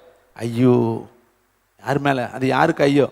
ஏசையா தீர்க்கதரிசி புஸ்தகத்தை வாசிச்சு பார்த்தீங்கன்னா அவர் எல்லாத்துக்கும் ஐயோ சொல்லுவார். சாராயத்தை நாடுகிறவனுக்கு ஐயோ, அங்கே போகிறவனுக்கு ஐயோ, இங்கே போகிறவனுக்கு ஐயோ, அங்கே போகிறவனுக்கு ஐயோ, ஐயோ ஐயோன்னு 5 அதிகாரம் சொல்லிட்டு அடுத்த அதிகாரத்தில் சொல்கிறார், ஐயோ நான் அதமானேனே. கடைசியில் சொல்கிறார், ஐயோ நானும் என்ன ஆயிட்டேன். அடுத்தவனுக்கு சொல்லாத, உனக்கு நீ சொல்லு. நீ எங்கே ஒளிஞ்சு கொண்டு இருக்கிற? நீ எங்கே மறைஞ்சு கொண்டு இருக்கிற? கர்த்தருடைய பார்வை விட்டு நீ எங்கே ஓடிக்கிட்டு இருக்கிற? யார் பின்னாடி ஓடிக்கொண்டு இருக்கிற? யார் பின்னாடி சுற்றி கொண்டு இருக்கிற? எதை நீ செய்து கொண்டு இருக்கிற? உன்னுடைய வழியை நீ யாருக்கு ஒப்புவித்து இருக்கிற? வேதம் சொல்லுது, கர்த்தருக்கு உன் வழியை ஒப்புவித்து அவர் மேல் நம்பிக்கையாயிரு, அவரே உன் காரியங்களை வாய்க்க பண்ணுவார். நீ இன்னைக்கு உன் வழியை யாருக்கு ஒப்புவித்து இருக்கிற? யார் பின்னாடி நீ சுற்றி கொண்டு இருக்கிற? வேலை வேலை வேலை வேலை. நீ கொள்ள பேருக்கு வேலை தாங்க எஜமானே. நீங்கள் ஏசையை வாய்ச்சி பார்த்தேன்னா, வேறே ஆண்டவன்மார்களை எங்களை ஆண்டார்கள், ஆனால் இப்பொழுதோ நாங்கள் உம்மை மாத்திரம் சார்ந்து உம்மை மாத்திரம் நாங்கள் நம்பி இருக்கிறோம். அப்பொழுது தான் நான் உசியா ராஜா இறந்த உடனே தேவன் சிங்காசனத்தில் வீற்றிருக்கிற கண்டார். அந்த இப்போ தான் சொல்கிறார், வேறே ஆண்டவன்மார்கள் எங்களை ஆண்டார்கள். இன்றைக்கி உங்களை யார் ஆள்றா? யாருடைய ஆளுகைக்குள் நீங்கள் இருக்கிறீங்க? எந்த பிரஜை உங்களை ஆள்றான்? யார் உங்களுக்கு மேஸ்திரியா? யார் உங்களுக்கு ராஜாவா? யார் உங்களுக்கு அதிகாரியா? யார் உங்களுக்கு ஆளோட்டியா? யாருடைய கை கீழே நீங்கள் அடங்கி இருக்கிறீங்க? இதை கேட்குற தம்பி, தங்கச்சி, ஆதாம் நினச்சேன் ஒளிஞ்சுக்கிட்டோம், கர்த்தர் பார்க்க மாட்டார்னு பார்த்தா குளிர்ச்சியான வேலையில் இறங்கி வந்துட்டார். வந்துட்டு என்ன கேட்குறாரு தெரியுமா? எங்கப்பா இருக்கிறீங்கிறார். இன்னைக்கு ஃபஸ்ட்டு கேள்வி உங்களை எதை விசாரிக்க போகிறார் தெரியுமா? இந்த மாதத்தில் நீ எங்கே இருக்க தீர்மானிக்கிற? சாமுவேல் பிறந்த உடனே அண்ணாள் குறக்கிறதுக்கு முன்னாடி சொன்னான், ஒருவேளை பிரின்ஸையும் ஜெபம் பண்ணியிருந்தேன்னா அதே மாதிரி நடந்துடணும். என்ன ஜெபம் பண்ண தெரியுமா? ஒரு குழந்தை கொடுத்து என் பேரை மாற்றிருங்க ஆண்டவர், இந்த கெட்ட பெயரை மாற்றி என்னை ஆசீர்வச்சிருங்க. அப்படி தானே ஜெபம் பண்ணா. குழந்தை பிறந்துருச்சு. இப்போ என்ன பண்ணலாம்? கொடுக்கறதா வேணாமா? ஜெபமும் பொறுத்துனையில் நம்மளை விட மிஞ்சினாலே கிடையாதுங்க. ஆபத்துக்கு வந்து எதையாவது வாயில் வந்தது பூரா சினிமாக்காரன் மாதிரி, அரசியல்வாதி மாதிரி அள்ளி தெளிக்கிறது. ஆண்டவரே, பிள்ளையை கொடுத்துட்றேன், சம்பளத்தை கொடுத்துட்றேன், நேரத்தை கொடுத்துட்றேன், என்னை நீங்கள் எழுப்பிட்டீங்கன்னா போதும் எல்லாம் செஞ்சிட்றேங்கிறது. வேலை முடிஞ்சோடனே நம்ம வேலையை காட்டிடுறது. அவ்வளோதான், முடிஞ்சிருச்சுல. இனிமேல் அவர்கிட்ட போய் என்ன சண்டைக்காக வரப்போகிறார்? அவர் வந்து என்ன சொல்ல போகிறார்? ஒரு விசுவாசி பாவம் செஞ்சிட்டார், அதை இன்னொரு விசுவாசி பார்த்துட்டார். இந்த விசுவாசி போய் அவர் கையை பிடிச்சி, தயவு செய்து யார்கிட்டையும் சொல்லிடாதீங்கய்யா, என் மானம் மரியாதை எல்லாம் போயிடும், எங்கள் குடும்ப கௌரவமே போயிடும், தயவுசெய்து இது யார்கிட்டையும் சொல்லிடாதீங்க, உங்களை ரொம்ப கெஞ்சி கையை கூட பிடிக்கிறேன், காலை கூட பிடிக்கிறேனார். அந்த விசுவாசி சொன்னார், என்னை ஏயா பார்த்து பயப்படுற? நான் ஏன் சொல்லிடுவேன்னு நினைக்கிறேன். ஆண்டவருக்கு பயப்படியா, அவர் பார்த்துக்கிட்டு தானே இருக்கிறாருன்னு. அப்போ இந்த விசுவாசி சொன்னார், அவர் யார்கிட்டையும் சொல்ல மாட்டார், ஆனால் நீ ஊரே சொல்லிவிடுவேன். எனக்கு அவரை பற்றியெல்லாம் பயம் கிடையாது, உன்னை பற்றி தான். மனுஷனுக்கு பயப்படுதல், மனுஷனுக்கு கூட நம்ம பயப்படுறாங்க, ஆனால் கர்த்தருக்கு பயமே கிடையாது. யோசித்து பாருங்க, இந்த மனுஷனுக்கு பயந்து என்னெல்லாம் ஓடுறான், ஆசைகள் மாதிரி ஓடுறான். ஒரு வேலைக்கு போடுறதுனா என்ன ஓட்டம், பள்ளிக்கூடத்துக்கு போகிறப்ப இந்த பிள்ளைகள்லாம் பார்த்தா பங்குற மாதிரி ஓடுதுங்க. வேலை பார்க்குற நம்மளும் தான் எல்லாம் ஓடுறோம். அந்த டைம் தான் நமக்கு முக்கியம். ஆனால் ஆலயங்கிறப்ப அன்டைம், டயத்தை நம்ம பின்பற்றதே கிடையாது. அப்போ என்னங்க இல்லை, நமக்குள்ள ஒரு கீழ்ப்படிதல் இல்லை, ஒரு பய உணர்வு இல்லை, கர்த்தர் விசாரிப்பாருங்கிற எண்ணம் நமக்கு இல்லை. இது நம்ம நினைக்கிற சுயாதீனம். நம்ம ஆராதிக்க தானே போகிறோம், நம்ம சௌரியத்துக்கு போகலாம்னா அப்படி கிடையாதுங்க. ஒரு தேவனுடைய ஊழியக்காரர் ஆராதனை நேரத்தை 10 மணி என்று டிக்ளேர் பண்ணி ஆண்டவர்கிட்ட ஜெபம் பண்ணிட்டார். ஆண்டவரே 10 மணிக்கு இந்த சர்வீஸ் ஆரம்பிக்கிறேன். ஆனால் அவர் வரும் பொழுது 10:15 வந்தார். அவர் வந்து உள்ளே நுழையும் பொழுது பார்த்தா அந்த சிங்காசனத்தில் ஏசப்பா உட்காந்துருந்தார், ஆல்டரில் முன்னாடி உட்காந்துருக்கிறார். இவர் கண்ணு திறக்கப்பட்டுச்சு. திறக்கப்பட்டோடனே பார்த்தா ஏசப்பா உட்காந்துருக்கிறத பார்த்தார். அவர் வந்து மேடை ஏறினோடனே நட்டிங்கிட்டார். ஏன்னா இவ்வளோ நாள் அவர் கண்ணு இங்கே மட்டும்தான் பார்த்தார், எந்த விசுவாசி வந்திருக்காம போயிருக்கான்னு தான் பார்த்தார். இப்போ வரும் பொழுதே கண்ணு திறக்கன்றுச்சு, ஏசப்பாவை பார்த்துட்டார். முன்னாடி உட்காந்துருக்கிறார். என்ன சொல்கிறது, அதிகாரி வந்துட்டார். அவர் தானே சீஃப் ஹெட் ஆஃப் டிபார்ட்மெண்ட், சபையினுடைய தலைவர் அவர் தானே. அவர் எந்த விசுவாசி வந்தால் என்ன, இங்கே யார் வந்துட்டது. அப்போ உள்ளே வந்து ஆல்டரில் ஏறும் பொழுது ஏசப்பா சொன்னாராம், எத்தனை மணிக்குப்பா சொன்ன நீயே? 10 மணிக்குங்க. நீ எத்தனை மணிக்கு வர்ற? நான் 10 மணிக்கெல்லாம் வந்துட்டேனார். அவ்வளோதான். பெரிய ஒரு இருதயத்தையே பிளந்துருச்சு. கத்துனார், உருண்டார். ஆண்டவர் தப்பு பண்ணிட்டேன் ஆண்டவர், நான் நடத்துகிற ஊழியம் தானேன்னு லேட்டாக வந்துட்டேன். நீ நடத்துகிற ஊழியமாக இருந்தாலும் நான் வந்துட்டேனேப்பா, ஆனால் நீ எப்படி வந்திருக்கிற, நான் எப்படி உன்னை கொஞ்சத்தில் உண்மையாக இருக்கிறவனுக்கு தான் நான் அநேகத்தின் மேலே நான் ஆசீர்வாதத்தை தருவேன். அப்போ இந்த சின்ன காரியத்தில் உன்னை நான் நம்ப முடியலையே. இதை கேட்குற தம்பி தங்கச்சி, நம்ம வாழ்க்கையை இந்த பிப்ரவரி மாதத்தில் ரொம்ப கரெக்டாக இருக்கணும். கர்த்தருடைய காரியத்தில் நம்ம கரெக்டாக இருந்தால் தாங்க கர்த்தர் நம்மளை ஆசீர்வாதம். கர்த்தருடைய ஆசீர்வாதமே ஐஸ்வர்யத்தை தரும். அதனோடு இல்லாட்டி என்ன இருக்கும், வேதனை இருக்கும். நம்முடைய காரியத்தில்னால தாங்க வேதனையை நம்ம சம்பாதித்து கொடுக்குறோம். 7 நாள் பொறுத்திருக்காம ஒரு நிமிஷம் துணிஞ்சிட்டான், ஆனால் கடைசியில் ராஜமேன்மை அவனுக்கு போயிடுச்சு. மோசே பேசியிருந்தா ஒரு வம்புமே கிடையாது. கோபத்தில் சுயநீதி, மனுஷனுடைய கோபம் தேவனுடைய நீதியை நடப்பிக்க. நம்ம கோபத்தினால என்ன நீதி நடந்துடும், வேகமாக போய் அவசரப்பட்டு டம்முன்னு ஒரு அடி அடிச்சிட்டான். ஆண்டவர் சொன்னார், சரிப்பா நீ அடிச்சுட்டு நான் உன்னை அசிங்கப்படுத்தாமல் தண்ணி கொடுத்துட்டேன், மக்களுக்கு தானே தண்ணி கொடுத்தேன், ஆனால் நீ கானானுக்குள்ளே போக முடியாது. ஏன்னா என் வார்த்தையை நீ கனவீனம் பண்ணிட்ட. நீ என்னை பரிசுத்தம் பண்ண வேண்டிய இடத்துல நீ பரிசுத்தம் என்னை படுத்தலை. அதனால் கானானை குறித்து நீ என் கூட பேசாத. வேற என்னங்க, விபச்சாரம் பண்ணானா, வேசித்தனம் பண்ணானா, திருடுனானா, களவாடுனானா, பரிதானம் வாங்கினானா, கைக்கூலி வாங்கினானா, என்ன தப்பு பண்ணினே? ஒன்றும் இல்லை, கீழ்ப்படியலை, அவ்வளோதான். கர்த்தர் சொன்னதை கேட்கல. வேதம் சொல்லுது, சாமுவேலு சவுலை பார்த்து சொல்கிறாரு, ரெண்டகம் பண்ணுதல் பில்லி சூனிய பாவத்திலும் மகா மோசமாக இருக்குது. இதை கேட்குற தம்பி தங்கச்சி, இந்த புதிய மாதத்தில் தயவுசெய்து உங்களிடத்தில் ரொம்ப அன்பை எழுப்புதலை பார்க்கணும்னா சபை கரெக்டாக இருக்கணுங்க. சபை கரெக்டாக இருந்தால் தாங்க எழுப்புதலை நம்ம பார்க்க முடியும். நம்ம எல்லாருமே எழுப்புதலுக்காக தாங்க பிரயாசப்படுறோம். எல்லாருமே எழுப்புதலுக்குள்ளே போகத்தாங்க ஒரே ஒரு ஆகான் தாங்க. அவ்வளோ கூட்டத்தில் அவ்வளோ பேரும் என்ன எடுக்கலை, எரிகோவிலேருந்து எதையுமே எடுக்கலை, ஒருத்தன் தாங்க எடுத்துட்டேன். அந்த ஒருத்தன் எடுத்ததை கர்த்தர் கண்டுக்காமல் விட முடியாதுங்க. அவர் என்ன சொன்னார், உன் சாலையெல்லாம் வர சொல்லு, எல்லாத்தையும் செக்கப் பண்ணு, உங்ககிட்ட பண்டம் அடிக்குள்ளே இருக்குது, ஒளிச்சு வச்சிருக்கிறீங்க, நிக்கிறகம் பண்ணாவிட்டால் நான் எப்படி உங்களை ஆசீர்வதிக்க முடியும்? தோத்துட்டேன்னு நீ அழுகிறியே, உன் ஜனங்கள் என்ன பண்ணிட்டாங்க, பாவம் செஞ்சுட்டாங்க. இவருக்கு உடனே யோசுவா கேட்குறாரு, அப்படி எவன் செஞ்சேன், கூப்பிடு எல்லாத்தையும். ஒவ்வொரு கோத்திரமாக கூப்பிட்றாரு. எப்படி இருக்குது யோசித்து பாருங்க. நான் நிக்ஸியில் இருந்து கடைசியில் கொண்டு போய் சஞ்சை வரையும் நான் விசாரித்தேனே, இங்கே விசாரிக்கிறதே முடியாது. இம்பிட்டு பேர் 12 கோத்திரத்தையே விசாரிக்கணும். ஒவ்வொரு கோத்திரமாக குடும்பமாக வகையாராவா குளங்குளமாக கோத்திரமாக வர்றேன், விங்காக வர்றேன். எல்லாரும் வந்து சொல்கிறேன், கர்த்தருக்கு முன்பாக உண்மையை அல்லாமல் வேறு ஒன்று நான் சொல்லலை, நான் சொல்வது சத்தியம்னு சொல்லி கோர்ட்டு மாதிரியே சொல்கிறேன். நான் எதையும் எடுக்கலை, கர்த்தர் சொன்ன மாதிரியே நான் செஞ்சேன்ட்டு எல்லாம் சொல்கிறேன். இப்படியே நாள் போய்கிட்டே இருக்குது, விசாரிச்சுக்கிட்டு நடந்துக்கிட்டே இருக்குது. அங்கே எடுத்தவன் அங்கே தான் இருக்கிறேன். அவன் வந்து என்ன பண்ணியிருக்கலாம், நேரம் ஆகுதே, காலங்கள் ஆகுதே, நம்ம தானே தப்பு பண்ணணும், சொல்லிவிடலான்னு நினச்சானா? அவன் மனசை கடினப்படுத்திக்கிட்டு உட்காந்தே இருக்கேன். எப்படா நம்ம டைம் வரும் அப்போ பார்த்துக்கலாம்டான்னு. அவன் டைம் ஒரு நாள் வந்துச்சு, ஒரு வாரம் கழித்து வந்திருக்கலாம், 10 நாள் கழித்து வந்திருக்கலாம், 1 மாதம் கழித்து வந்திருக்கலாம், 2 மாதம் கழித்து வந்திருக்கலாம். எல்லாத்தையும் விசாரிச்சுட்டு வர நாட்கள் ஆகும் இல்லையா? கடைசியில் வந்தப்போ வந்து நின்னவுடனே மகனேன்னு கூப்பிட்றாரு. ஆகான் அவர் எப்படி கூப்பிட்றாரு? மகனே, உள்ளதை உள்ளதுபடி சொல்லுப்பானோன்னே, மெய்யாகவே நான் பாபிலோனிய சால்வை எடுத்தேன், நான் அதை எடுத்தேன், இதை எடுத்தேன், வீட்டுக்குள்ளே ஒளிச்சு வச்சுருக்கேன். எம்பிட்டு வருத்தப்பட்டிருப்பேன், எவ்வளோ வேதனைப்பட்டிருப்பேன். ஏண்டா இது நாளே சொல்லி தொலைச்சிருக்கக்கூடாதா? எதுக்குடா அதை போய் எடுத்த? நம்ம தான் மண்ணா கொடுத்து அழகாக நடந்து வந்துட்டு இருக்கிறோமே. கடைசியில் அவனை கல் எறிந்து கொன்றார்கள். அப்புறம் தாங்க அவன் ஜெயித்தேன். அப்புறம் தாங்க அந்த யுத்தத்தில் அவன் ஜெயித்தேன். அப்போ உங்களுக்கு நடுவில் இருக்கிற பாவத்தை நிக்கிரகம் பண்ணாவிட்டால், அப்போ நம்மகிட்ட என்ன இருக்குது மிஸ்டேக்கு? தங்க ஊசி தாங்க வயிற்றுலையா குத்திக்க முடியும்? சொல்லுங்கள். தங்க ஊசி தாங்க, ஊசி தங்கம் தாங்க, ஆனால் குத்த முடியாது. அது ஊசி தான். பாவம் பாவம் தான், அசுத்தம் அசுத்தம் தான், அக்கிரமம் அக்கிரமம் தான், இச்சை தான். தாவீது இருதயத்துக்கு ஏற்றவன் தான். அதுக்காக உரிய மனைவியை எடுத்துக்கிட்டா கர்த்தர் விட்டுருவாரா? அப்படி விட்டுருந்தாருன்னா அவர் நீதியுள்ள நியாயாதிபதியா?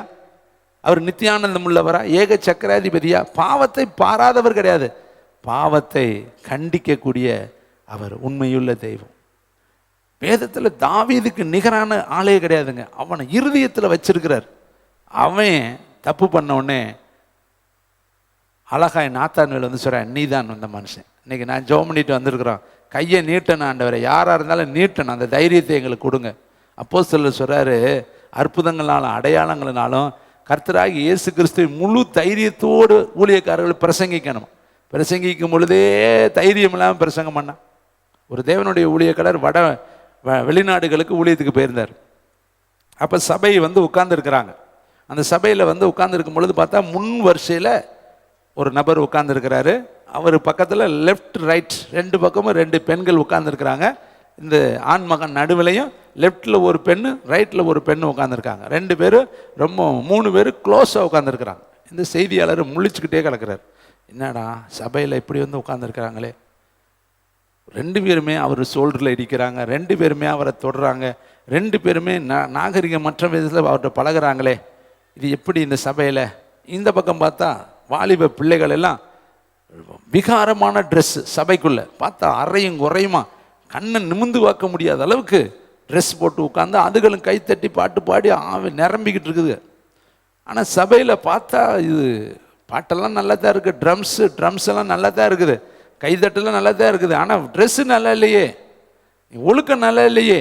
இங்கே பார்த்தா பிரசங்கம்லாம் முடிஞ்சிச்சு. நேராக பாஸ்டர்கிட்ட போனார். பாஸ்டர் இங்கே வாங்க, உங்கள்கிட்ட நான் பேசணும். என்ன பேசணும்? உட்காந்துருந்தாங்களே அது யார்? அவர் மூப்பருங்க. அவரை எதுவுமே சொல்ல முடியாது. அவருக்கு டபுள் 2 பொண்டாட்டி. முதல்ல அந்த மூப்பனை தூக்கி மூளையில் போடு, வெளியேற்று முதல்ல. அவன் உள்ளே இருந்தானே சபை வளரவே வளராது. 2 பொண்டாட்டிக்காரெல்லாம் பரலோகத்துக்குள்ளே போக முடியாது.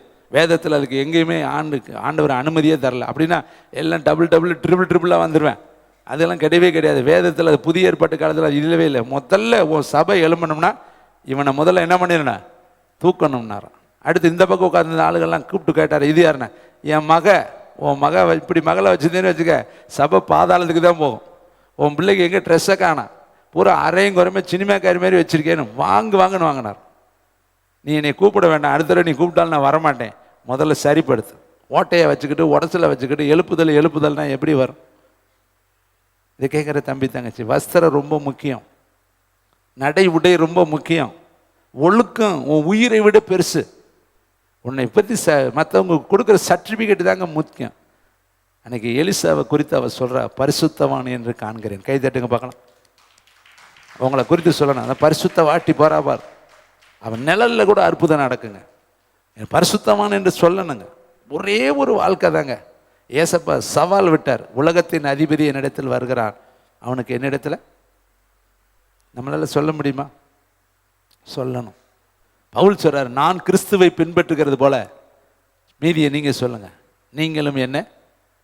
அவருடைய அச்சு அடையாளங்களை என் கையில் நான் தரிச்சிருக்கிறேன், என் கண்ணில் தரிச்சிருக்கேன், என் உடம்புல தரிச்சிருக்கிறேன்.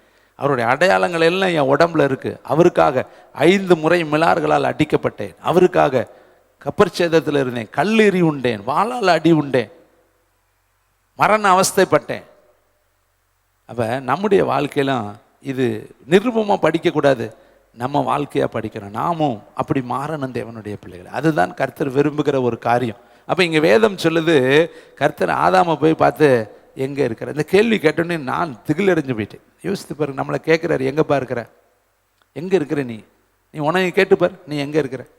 வீட்டில் மட்டும் வர்றப்ப புருஷன், வர்றப்ப மனைவி இல்லைன்னா உடனே எங்கே இருக்க அப்படி கேட்குற. நீ போகிறப்ப புருஷன் இல்லைன்னு வச்சுக்கல, எங்கே இருக்கிற, ஏன் வரல கேட்குற. இப்போ ஏசப்ப வந்து உடனே கேட்குவாங்க, நிக்ஸியை கேட்க மாட்டாரா, அல்லது பக்கத்தில் இருக்கிற பிரைஸியை கேட்க மாட்டாரா, அங்கே மேகியை கேட்க மாட்டாரா, அல்லது பிரிட்ஜத்தை கேட்க மாட்டாரா, இங்கிட்டு ஜெயராஜை கேட்க மாட்டாரா, ஆரோக்கியதாஸை கேட்க மாட்டாரா, ஜெயசுதாவை கேட்க மாட்டாரா, ஜெவமலரை கேட்க மாட்டாரா, என்னையை கேட்க மாட்டாரா? எப்பரா கேட்க மாட்டார். எங்கப்பா இருக்கிறேன்னு கேட்டால் என்னதுன்னு சொல்கிறது பதில் இந்த பெப்ப பெப்ப பெப்ப அங்கே அந்த இதெல்லாம் செல்லுபடியாகாது. கோர்ட்டில் போய் ஏறி நின்றுன்னு வச்சுக்க, தானாக உன் கை டைப்பு, நீ என்ன இங்கே டைப் அடிக்கிறது, அந்த டைப்பு தனியாக இருக்கும், தன்னா வாயெல்லாம் உளறிக்கும், குமிச்சு விடும். ஏன்னா அவர் நீதி உள்ள நியாயாதிபதி. உச்ச நீதிமன்றத்தை விட பயங்கரமான கோர்ட்டு அதுங்க.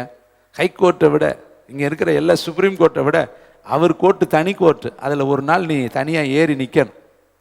இதெல்லாம் உனக்கு பயமுடுத்த நான் சொல்லலை, இண்டிவிஜுவலாக நீ போய் நிற்கணும். அங்கே போய் வீட்டுக்காரெல்லாம் கூப்பிட முடியாது. இங்கேன்னா அங்கே வர ஒத்தையில் போக முடியாது. கூட நீ வா, கூட நீ வா, கூட நீ வாங்குறான்.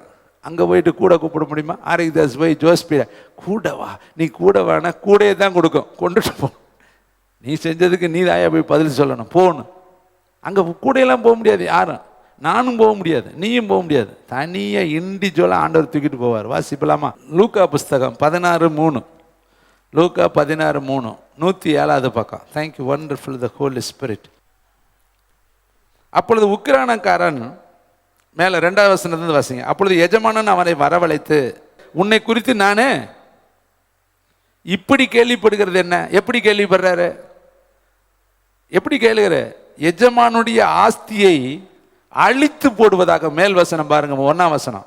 பின்னும் அவர் தம்முடைய சீசரை நோக்கி, ஐஸ்வர்யமுள்ள ஒரு மனுஷனுக்கு ஒரு உக்கிரானத்துக்காரன் இருந்தான், அவன் தன் எஜமானுடைய ஆஸ்தியை அழித்து போடுவதாக எஜமானனுக்கு உனக்கு ஆஸ்தி கொடுத்திருக்கிறார். ஆயுசு என்கிற ஆஸ்தி, வேலை என்கிற ஆஸ்தி, கணவன் என்கிற ஆஸ்தி, மனைவி என்கிற ஆஸ்தி, பிள்ளைகள் என்கிற ஆஸ்தி, கிருபை என்கிற ஆஸ்தி, ஜெபம் என்கிற ஆஸ்தி. ஆஸ்தினது உனக்கு ஆசீர்வாதத்தை கொடுத்திருக்கிறார்.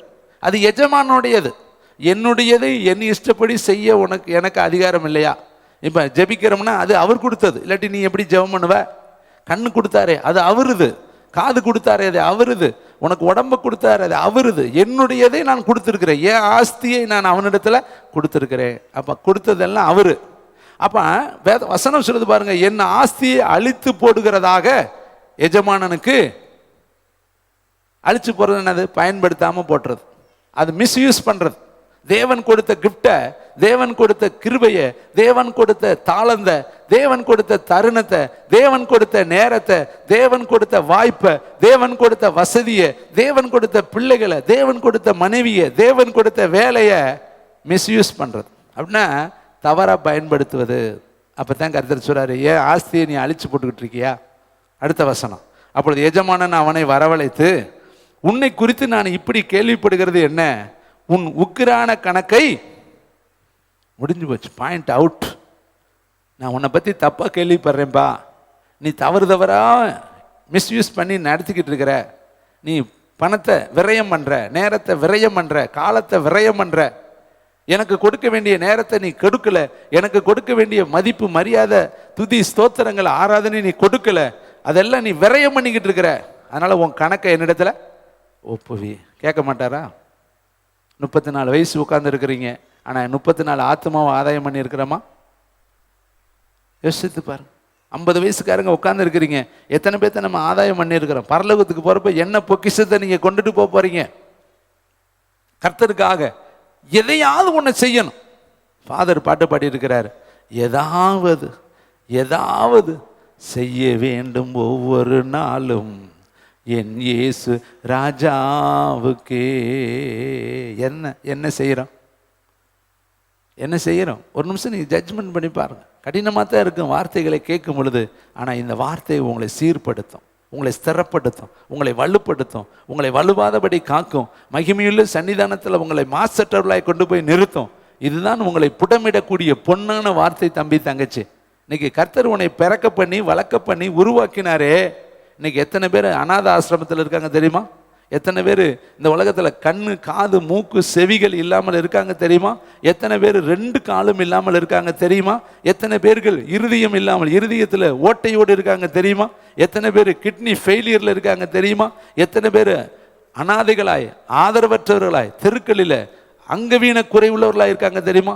இன்னும் பார்த்தீங்கன்னா பிறப்பிலேயே குறைப்பிறப்போடு இருக்கிறாங்க தெரியுமா? ஆனால் உனக்கு எல்லாம் நிறைவாக கொடுத்துருக்கிறாரே. அவருடைய ஆஸ்தியை, அவர் உனக்கு கொடுத்த இந்த சுகத்தை, பலத்தை, ஆரோக்கியத்தை, அவர் உனக்கு கொடுத்த சந்தர்ப்பங்களை, வாய்ப்புகளை, வசதிகளை, கிருபைகளை நீ அழிச்சு போடலாமா?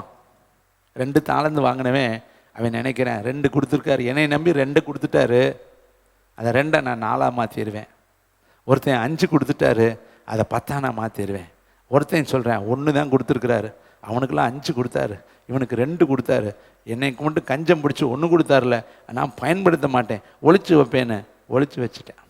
நீ அடுத்தவங்களோட போட்டி. அவரு பாட்டு பாடுறாரு, அவரு ஜபம் பண்ணுறாரு, அவங்க பிரசங்கம் பண்ணுறாங்க, அவங்களுக்கு என்னப்பா, அவங்களுக்கெல்லாம் கொடுத்துருக்குறாங்க செய்கிறாங்க, அதனால் கொடுக்கல நான் செய்யலைன்னா இப்படி அங்கே போட்டி போடுறது.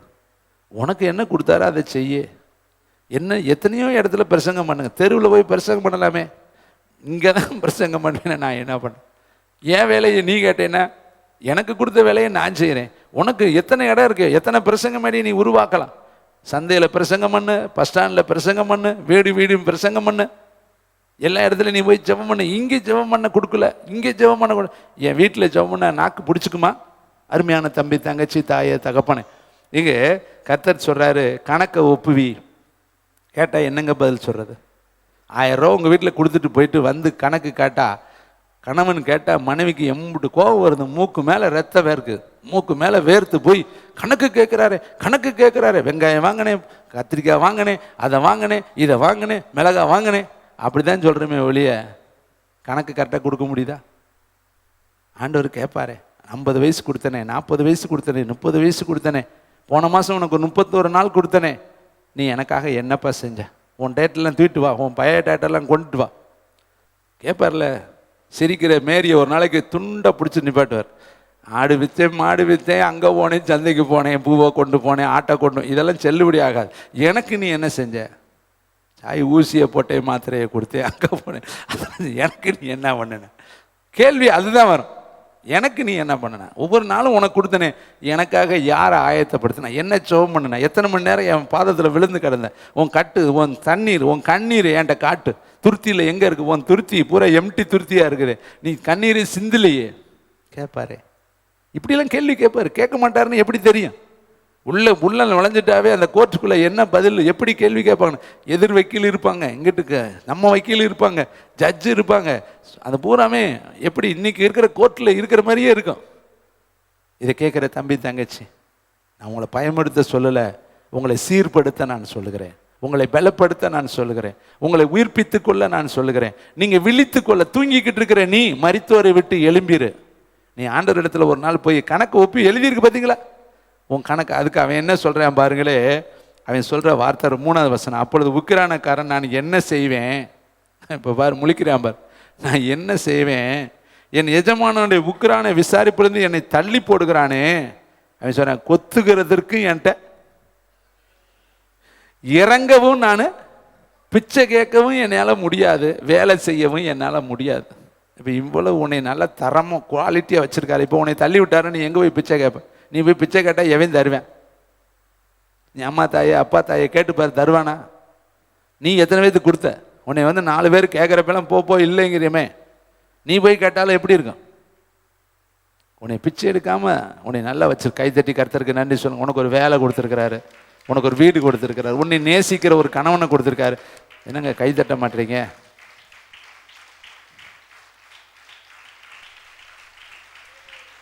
ஒருவேளை நீங்கள் அப்படி இருந்தால் எப்படி இருக்க யோசித்து பாருங்க. அப்போ நினைப்பீங்க, இப்படியாவது இருந்துட்டா பரவாயில்லையே, நாங்கள் இப்படியில் இருக்கிறோம். கையில்லாதவன் கை இருந்தால் பரவாயில்லைங்கிறேன், கை இருக்கிறவன் விமானம் இருந்தால் பரவாயில்லைங்கிறேன். அவனுக்கு கை இருக்குல்ல, இப்போ அவனுக்கு விமானம் தான் தேவை. ஆனால் கை இல்லாதவன் சொல்கிறேன், விமானம்லாம் எனக்கு வேணும், என் கை இருந்தால் போதுங்கிறேன். கால் இல்லாதவன் கால் இருந்தால் போதுங்கிறேன். வேலை இல்லாதவன் என்ன நினைக்கிறேன், வேலை இருந்தால் போதுங்கிறேன். வேலை இருக்கவன் பதவி உயர்வு வேணுங்கிறேன். ஐயோ சம்பளம், ஓன் சம்பளம் எவ்வளோ, சரி நான் உன்னையோட கம்மியாக வாங்குறேனே, ஐயோ என்னடா இது என்ன வழி இருக்குது, குறுக்கில் ஏதாவது வழி இருக்கா மேலே போகிறது. அவன் அங்கே சொல்கிறேன், எனக்கு சம்பளமே வேணாம், ஒரு சும்மா போட்டு ஒரு தொகுப்பூதியம் கொடுத்தா போதும், உள்ளே வந்துட்டா போதுங்கிறேன். அப்போ பார்த்துக்க, மனுஷனுக்கு எப்பயுமே கீழே இருக்கிறவங்கள பார்க்கறது கிடையாது, மேலேயே பார்த்துக்கிட்டு இருக்கிறோம். கீழே நம்மளோட அடித்தட்டில் லட்சம் பேர் இருக்காங்க. இந்த ஆலயத்திலேயே கடன் கட்ட முடியாதவங்க இருக்காங்கங்க. அருமையான கிருபாகரன் சார் வீட்டிலலாம் ஒரு காலத்தில் வாடகை வீட்டில் குடியிருந்தாங்க. அங்கே போய் ட்ரம் பாட்டு படிக்கிறதுக்கு அவ்வளோ பிரச்சனையாக இருக்கும். இன்றைக்கி பார்த்தா பெரிய பேலஸை, திண்டுக்கல்லே பெரிய பேலஸை கர்த்தர் கொடுத்து, கைத்தட்டி கர்த்தர் இதெல்லாம் கர்த்தர் செஞ்சுருக்கிறார்.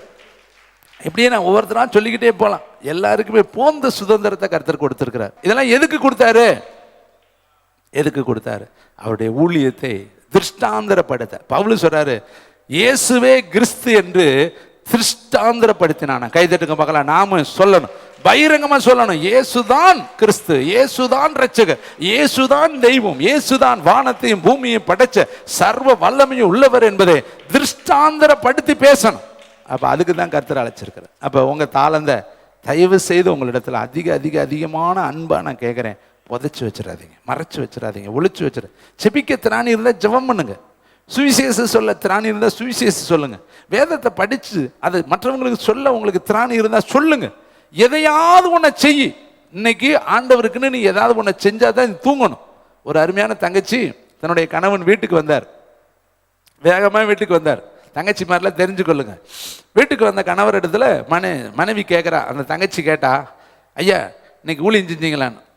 அதுங்காட்டி சாப்பாடை அவர் பிரட்டிட்டார். சாப்பாட்டை போட்டாச்சு, வேகமாக பிரட்டி எடுத்து வாயில் வைக்க பிறகு கையை பிடிச்சிருச்சு. நிப்பாட்டு முதல்ல, ஏமா நீ சாப்பிட விட மாட்டேங்கிற, ஊழியம் செஞ்சியா, இயேசுவை பற்றி சொன்னியா, எந்தெந்த பக்கம்லாம் போனியே.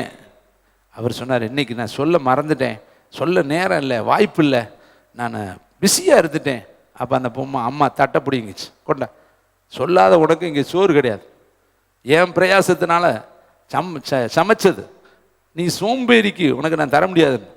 அந்த சாப்பாட்டு கையோடு எந்திரிச்சார், வேகமாக தெருவுக்கு போனார். ஒரு ஆட்டோக்காரன் அப்போ தான் அங்கிட்டு கிராஸ் பண்ணினார். ஆட்டோவை நிறுத்தினார். ஐயா நிறுத்தினார், கையில் சாப்பாட்டு கை. இவர் அந்த ஆட்டோக்காரரை பார்த்து சொன்னார், யோ நான் சாப்பிடணும். சாப்பிட்றப்ப என் பொண்டாட்டி தட்டை பிடிங்கிட்டான். எதுக்கியா தட்டை பிடிக்கிட்டார்?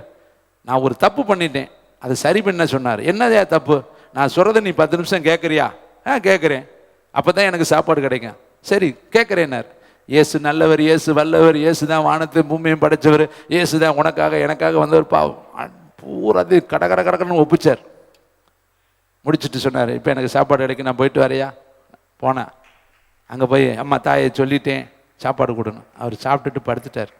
ஆனால் இந்த கேட்டான் பத்தியா, அவன் இருதையும் குத்துண்டவனாய் அன்னைக்கே அவன் மனம் திரும்பிட்டான். கைத்தட்டி கர்த்தருக்கு நன்றி. கேள்விப்படாவிட்டால் எப்படி விசுவாசிப்பார்கள்? விசுவாசிக்காவிட்டால் எப்படி கர்த்தரை தொழுது கொள்வார்கள்? அனுப்பப்படாவிட்டால் எப்படி பிரசங்கிப்பார்கள்? பிரசங்கிக்காவிட்டால் எப்படி கேள்விப்படுவார்கள்? அப்போ பிரசங்கிக்கிறவன் நீ தானங்க. வாயில் தானே வார்த்தை இருக்கு, உன் இருதயத்தில் தானே அந்த வார்த்தை இருக்கு. ஹலோ, வந்து மாட்டிக்கிட்டேமேடா, காலையில் சர்வீஸ்க்கு வந்திருந்தாலும் இப்படிலாம் வைய மாட்டார் இப்போ அப்படின்னு நினைக்காதீங்க. இது உங்களுக்கு செப்பனிடப்படுகிறது, உங்கள் பலிபீடம் புதுப்பிக்கப்படுகிறது. உடைந்த உங்கள் தகர்க்கப்பட்ட பலிபீடத்தை கர்த்தர் புதுப்பித்து கொண்டு இருக்கிறார். தயவு செய்து ஆண்டவரை அறிவிங்க, ஜெபிங்க. ஒன்றும் முடியாட்டி உட்காந்து ஆண்டவர் முழங்கால் போடு, அழுங்க. ஆண்டவரே எப்படி ஆயிலும் என் கண்ணை குளமாக மாற்றியிருக்கேன், என் முழங்கால்களை தேய்ச்சிருங்க ஆண்டவர், என் ஆவியை நான் உங்களிடத்துல ஊத்துறேன். 40 நாள் ஜெபம் பண்ணாருங்க. என்னங்க நம்மளை மாதிரி அவருக்கு ஏதாவது குடும்பம் இருந்துச்சா? எதுக்குங்க ஜெபம் பண்ணார்? இந்த 12 வயலை செலக்ட் பண்ணுறதுக்கு 40 நாள் ஜெபங்க. 3 வருஷ ஊழியத்துக்கு 40 நாள் ஜெபங்க. ஊழியத்துக்கு முன்னாடி கோதுமை மணி மாதிரி அவர் விழுகிறாருங்க. கோதுமை மணி மாதிரி தான் ஜீவனை பணைய வைக்கிறாருங்க. காலையில் அவங்கள கூப்பிடணும், இன்னைக்கு நைட்டு பூரா ஜெபம் பண்ணுறாருங்க. ஆதாமை பார்த்து கர்த்தர் கேட்டார், எங்கே? அங்கே எங்கே இருக்கிறவன்னு சொல்லிட்டு இங்கே கேட்குறாரு, கணக்கை கொண்டு வாடாங்கிறார். கணக்கை கொண்டு வந்து ஒப்படி. அடுத்து பாருங்களேன், இன்னொருத்தனை கர்த்தர் இன்னொருத்தி எங்கேருந்து கேட்குறாரு. ஆதியாகமம் 16:8 வேகமாக. தேங்க். ஆகாரே என்ன கேட்குறாரு? எப்படி விசாரிப்பாரு? எங்கேருந்துமா வர்ற? அடுத்த கேள்வி, அவள் எங்கேருந்து வர்றான்னு அவருக்கு தெரியாதா? அவள் அடிமை பெண்ணுன்னு அவருக்கு தெரியும். நல்லா தெரிஞ்சுக்கங்க, அவருக்கு எல்லாமே தெரியும். ஆனாலும் கேட்பார், சுகம் பெற வேண்டும் என்று விரும்புகிறாயா? நான் உங்களுக்கு என்ன செய்யணும்? உனக்கு செய்ய எனக்கு வல்லமையுண்டு என்று நீ நம்புகிறாயா? நம்மகிட்ட வாய் பிறப்ப கேட்பார். பாருங்க, ரெபேக்கா போக ரெடி ஆகிட்டா, மூட்டையை கட்டிட்டா. இருந்தாலும் ஒரு வார்த்தை வாய் பிறப்ப கேட்கலாமான்னு கேட்டா, இவன் என்ன சொல்லியிருக்கணும்? அண்ணனை விட்டுட்டு என்னால் போக முடியாது, அப்பாவை விட்டுட்டு என்னால் போக முடியாது, சொந்த ஊரை விட்டுட்டு என்னால் போக முடியாது. அவன் ஈசாக்கு கருப்போ சிவப்போ குட்டையோ நெட்டையோ அவன் தொத்தலோ வத்தலோ இப்படிலாம் ஏதாவது இவன் சாக்கு சொல்லுவாட்டான்னு நினச்சிட்டு இவன் ரொம்ப மெத்த பெருமைக்காரனா போய் வாய் பிறப்ப கேட்கலான்டான்னு வாயை கேட்டா இவன் சொல்கிறான், நான் வண்டியை கட்டிட்டேன்ப்பா, நீ கேட்கலாம் வேண்டாம். அவன் எப்படி ஆளாக இருந்தாலும் உங்ககிட்ட கடந்து நான் தண்ணி எடுத்து என் இடுப்பே போயிடும். உங்ககிட்ட எத்தனை நாள் இருக்கிற நீ கட்டி கொடுக்குற எண்ணமே உனக்கிட்ட கிடையாது. என்னை கொன்று கொலையை அத்துருவேன். இவ பார்த்தீங்களா, இவளுக்கு யார் டீச் பண்ணா? இவளுக்கு யார் ஸ்பிரிச்சுவல் ஃபாதர்? இவளுக்கு யார் சொல்லி கொடுத்தா? தெரிஞ்சிருச்சுங்க. இந்த குதிரை ஒட்டகம் தானா வரல, இதில் கடகம் தானா வரல, இந்த இளையசர் தானா வரல, நானும் தானா தண்ணி குடிக்க போகல, எல்லாமே கர்த்தர் நடத்தினாரான்ட்டு இவ புத்தியுள்ள ஸ்திரீ புறப்பட்டுட்டா. கைதட்டி கர்த்தருக்கு நன்றி சொல்லுங்க. அப்ப நம்மளும் புத்தியா இருக்கணும், நம்ம பிறரை எதிர்பார்த்துக்கிட்டே இருக்கக்கூடாது. இங்க கேட்கிறாரு பாருங்க, அவ வேலைக்காரின்னு கர்த்தருக்கு தெரியும், அவ அடிமை பெண்ணுன்னு கர்த்தருக்கு தெரியும், அடங்கி அவ இருக்கணும்னு கர்த்தருக்கு தெரியும். இப்ப இவ புட்டிங்கிட்டு வெளியில வர்றா. கர்த்தர் சொல்றாரு, எங்கிருந்து வர்ற, எங்க போற? மரியாதைய போய் அவ வீட்டுல என்ன செய்ய? கை தட்டுங்க. அடங்கி அடங்கி. அப்ப கால தேவன் உன்னை உயர்த்துற வரையும் என்ன செய்யணும்? சிட் டவுன், அடங்கு, உட்காரு, கீழே பேச. நம்ம அப்படியே முந்தி கொட்ட மாதிரி எந்திரிச்சுக்கிட்டே இருக்கிறது. எனக்கு என்ன ஒன்றும் இல்லையா, எனக்கு என்ன உனக்கு கொடுங்க, தலையில 2 கொட்டை போடணும்.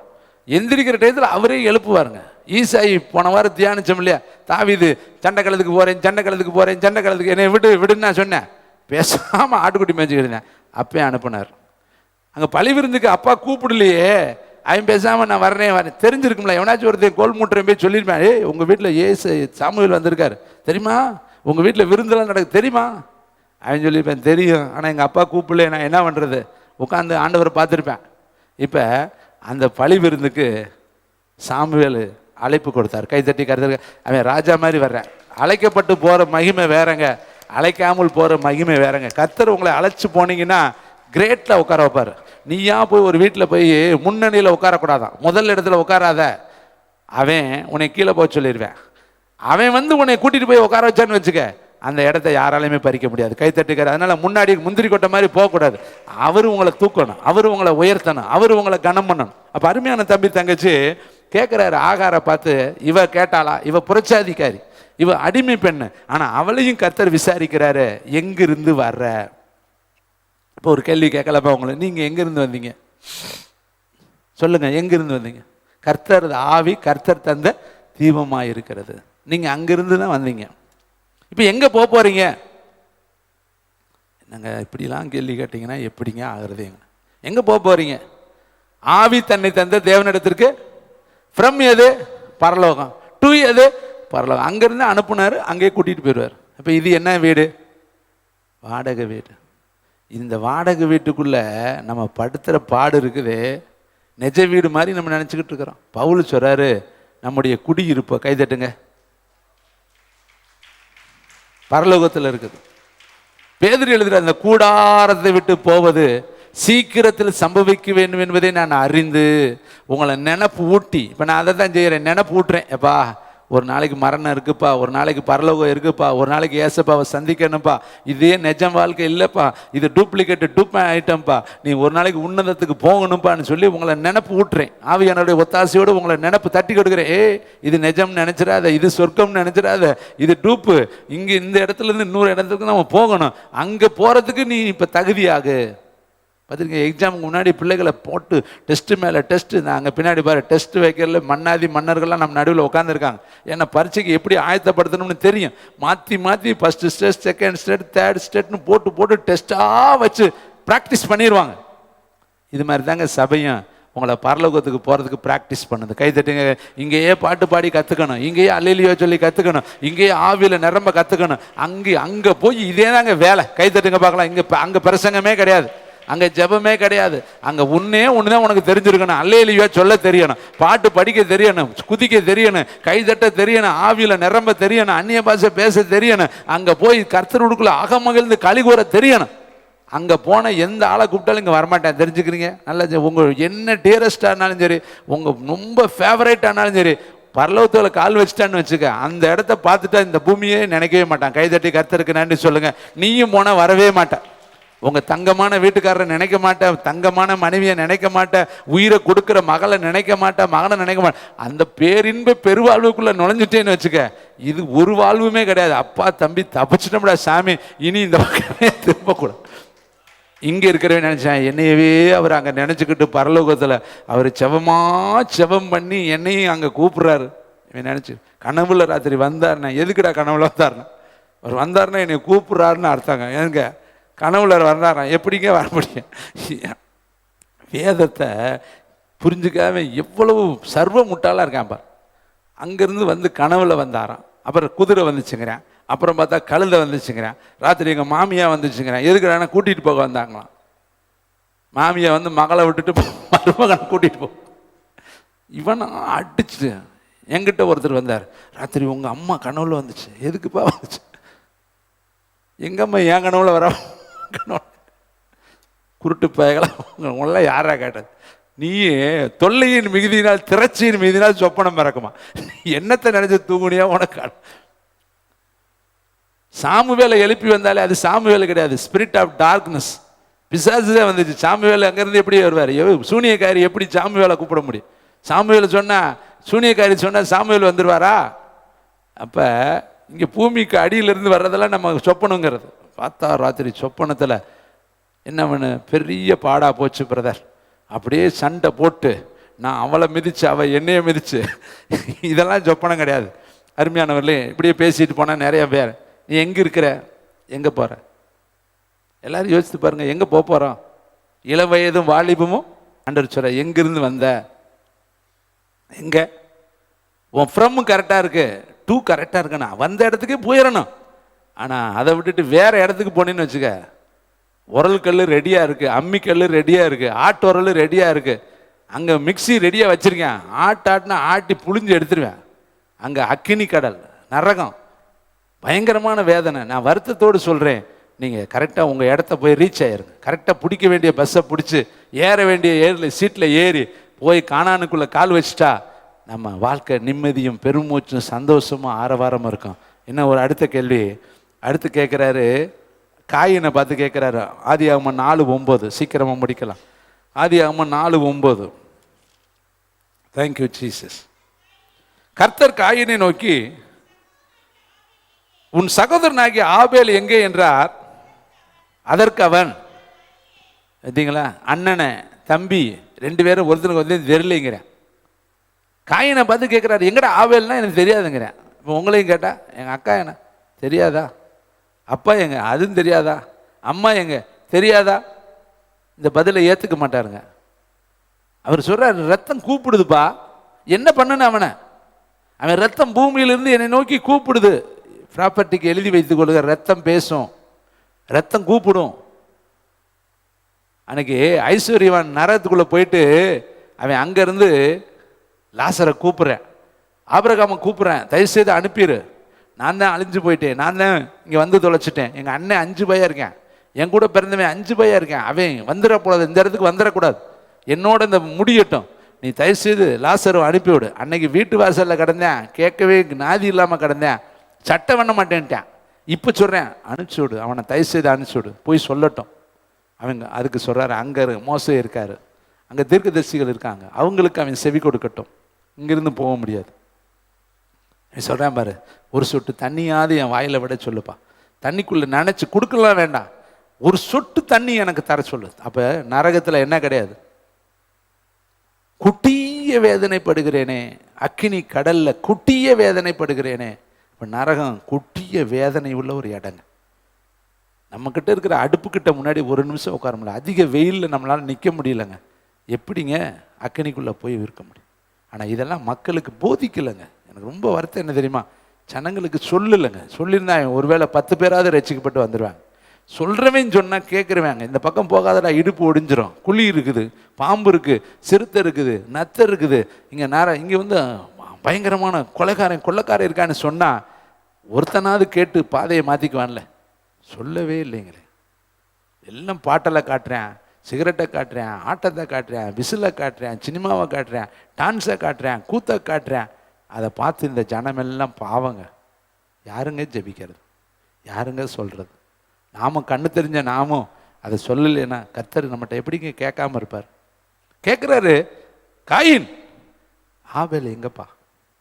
அவன் அண்ணங்க, இவன் தம்பிங்க, 2 பேரும் அண்ணன் தம்பிங்க. ஆனால் இவன் சொல்கிறான் பாருங்க, தெரியாதுங்கிறேன். இன்னைக்கு உங்களை பார்த்து உங்கள் அப்பா எங்கம்மா, உங்கள் அண்ணன் எங்கம்மா, உன் தம்பி எங்கம்மா, உங்கள் பெரியப்பா எங்கம்மா? தெரியாதுன்னு சொல்ல முடியுமா? சொன்ன ஆண்டவர் ஏற்றுக்குவாரா? இதை கேட்குறது நமக்கு இன்னைக்கு ஆண்டவர் உன்னை கேட்பார், கட்டாயம் கேட்பார். ஒருவன் தன் சொந்த குடும்பத்தை நடத்த அறியாதிருந்தால் தேவனுடைய சபை அவனை எப்படி விசாரிப்பான்?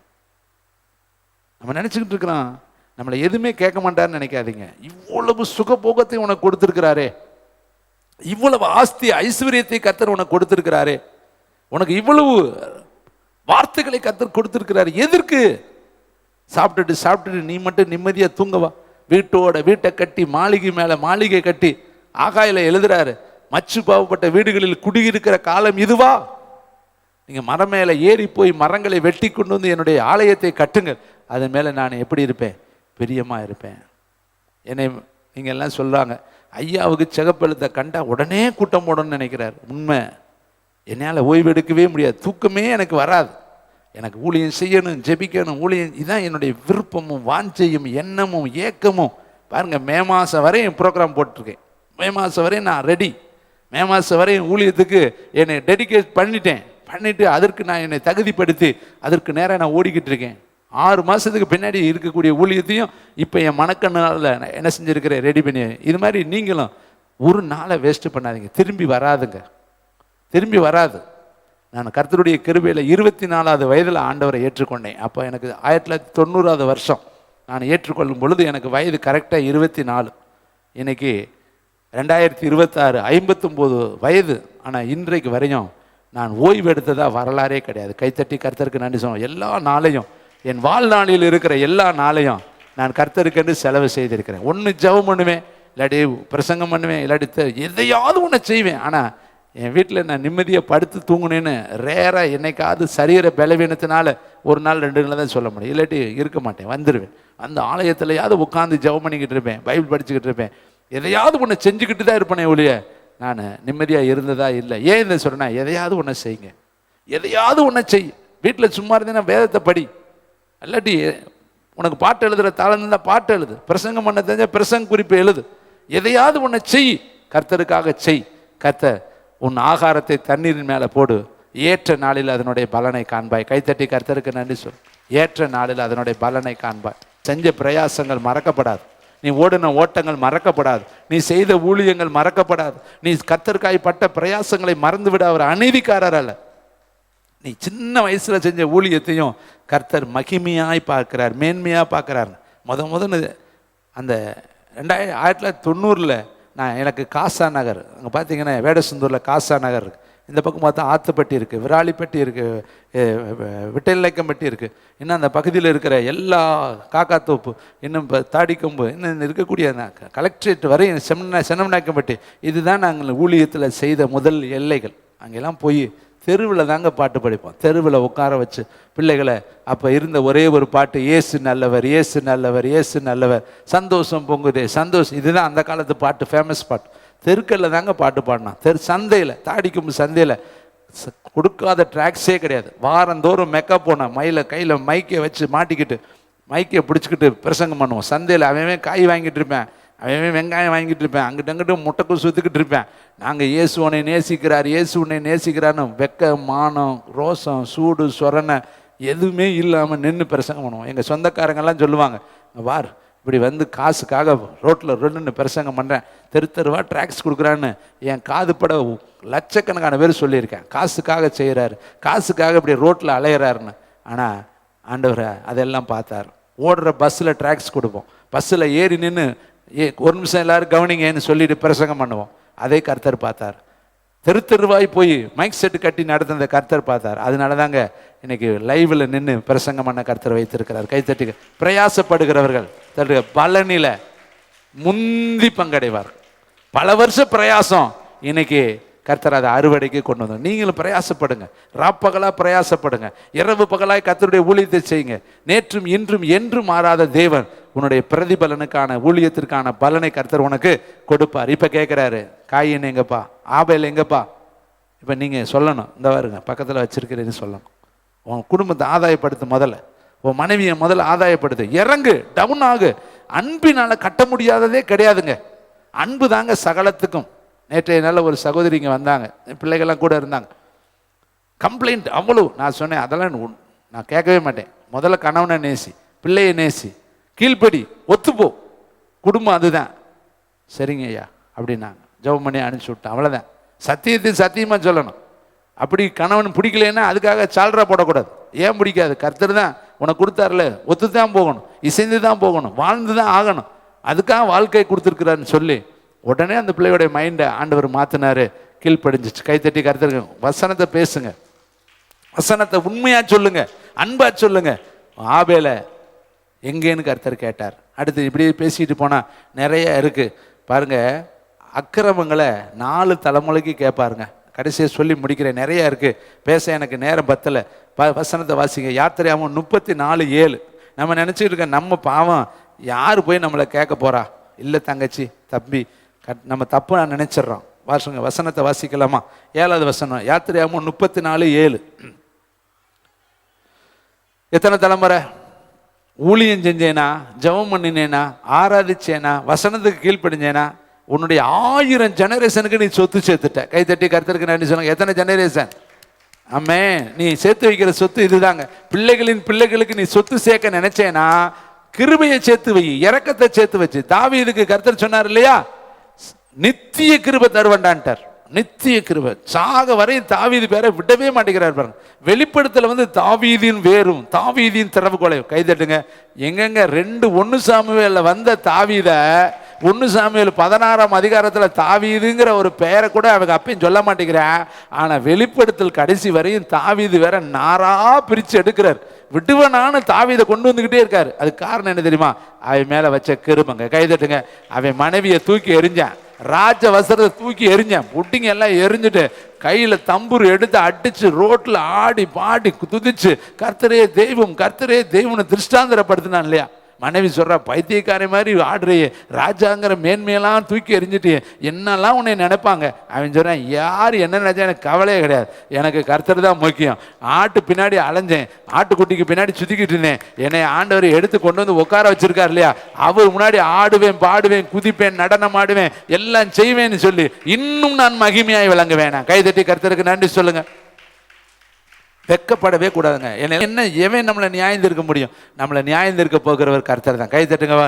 சரீரத்தை கொல்ல வல்லவர்களுக்கு நீங்கள் பயப்படாமல் ஆவியையும் ஆத்மாவையும் கொல்ல வல்லவருக்கு நீங்கள் என்ன செய்யணும்?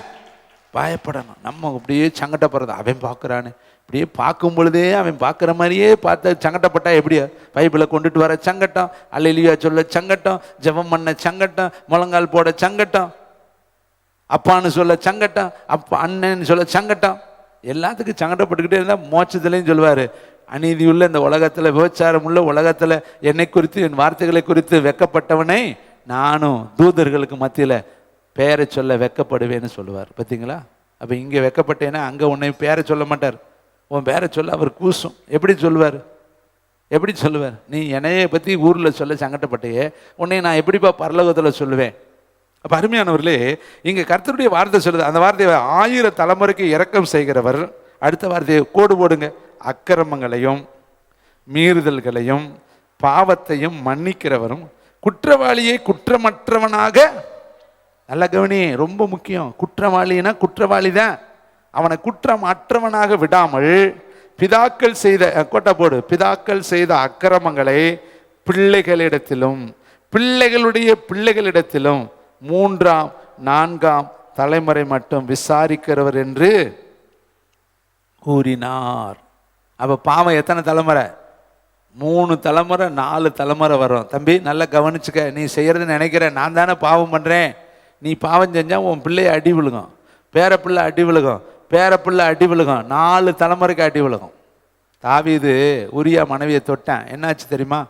ஒரு பிள்ளை செத்துச்சு. அடுத்து என்னாச்சு தெரியுமா? அதோனியா செத்தான். அடுத்து என்னாச்சு தெரியுமா? அப்சலோம் செத்தான். அடுத்து என்னாச்சு தெரியுமா?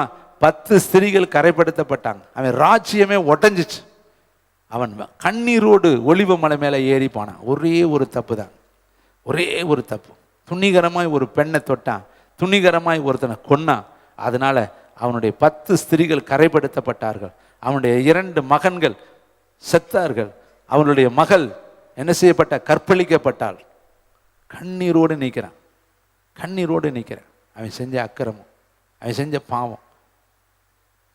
குற்றவாளியை குற்றமற்றவனாக விட மாட்டாரு.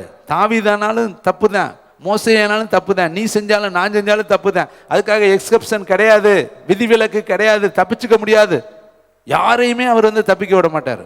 எப்பேற்பட்டாலும் சிஎம்ல இருந்து பிஎம்ல இருந்து உலகத்தின் பெரிய பெரிய நாட்டு அதிபதி ஜனாதிபதி இருந்து இராணுவ தலைவர்ல இருந்து எந்த மனுஷனும் மனுஷன், எந்த மனுஷனும் ஆண்டவரிடத்தால் தப்பிக்க முடியாது. குற்றவாளியை குற்றமற்றவனாக விடாமல் பிதாக்கள் செய்த அக்கிரமங்களை பிள்ளைகளிடத்திலும் பிள்ளைகளின் பிள்ளைகளிடத்தில். பார்த்தீங்களா எங்கே போயிடுச்சு? நான் ஊழியத்துக்கு போனால் சொல்கிற ஒரே ஒரு ஆசீர்வாதம் சொல்லுவேன், தயவு செய்து சொத்தெல்லாம் நீங்கள் சேர்க்காட்டியும் பரவாயில்ல, சாபத்தை மட்டும் சேர்த்துறாதீங்க.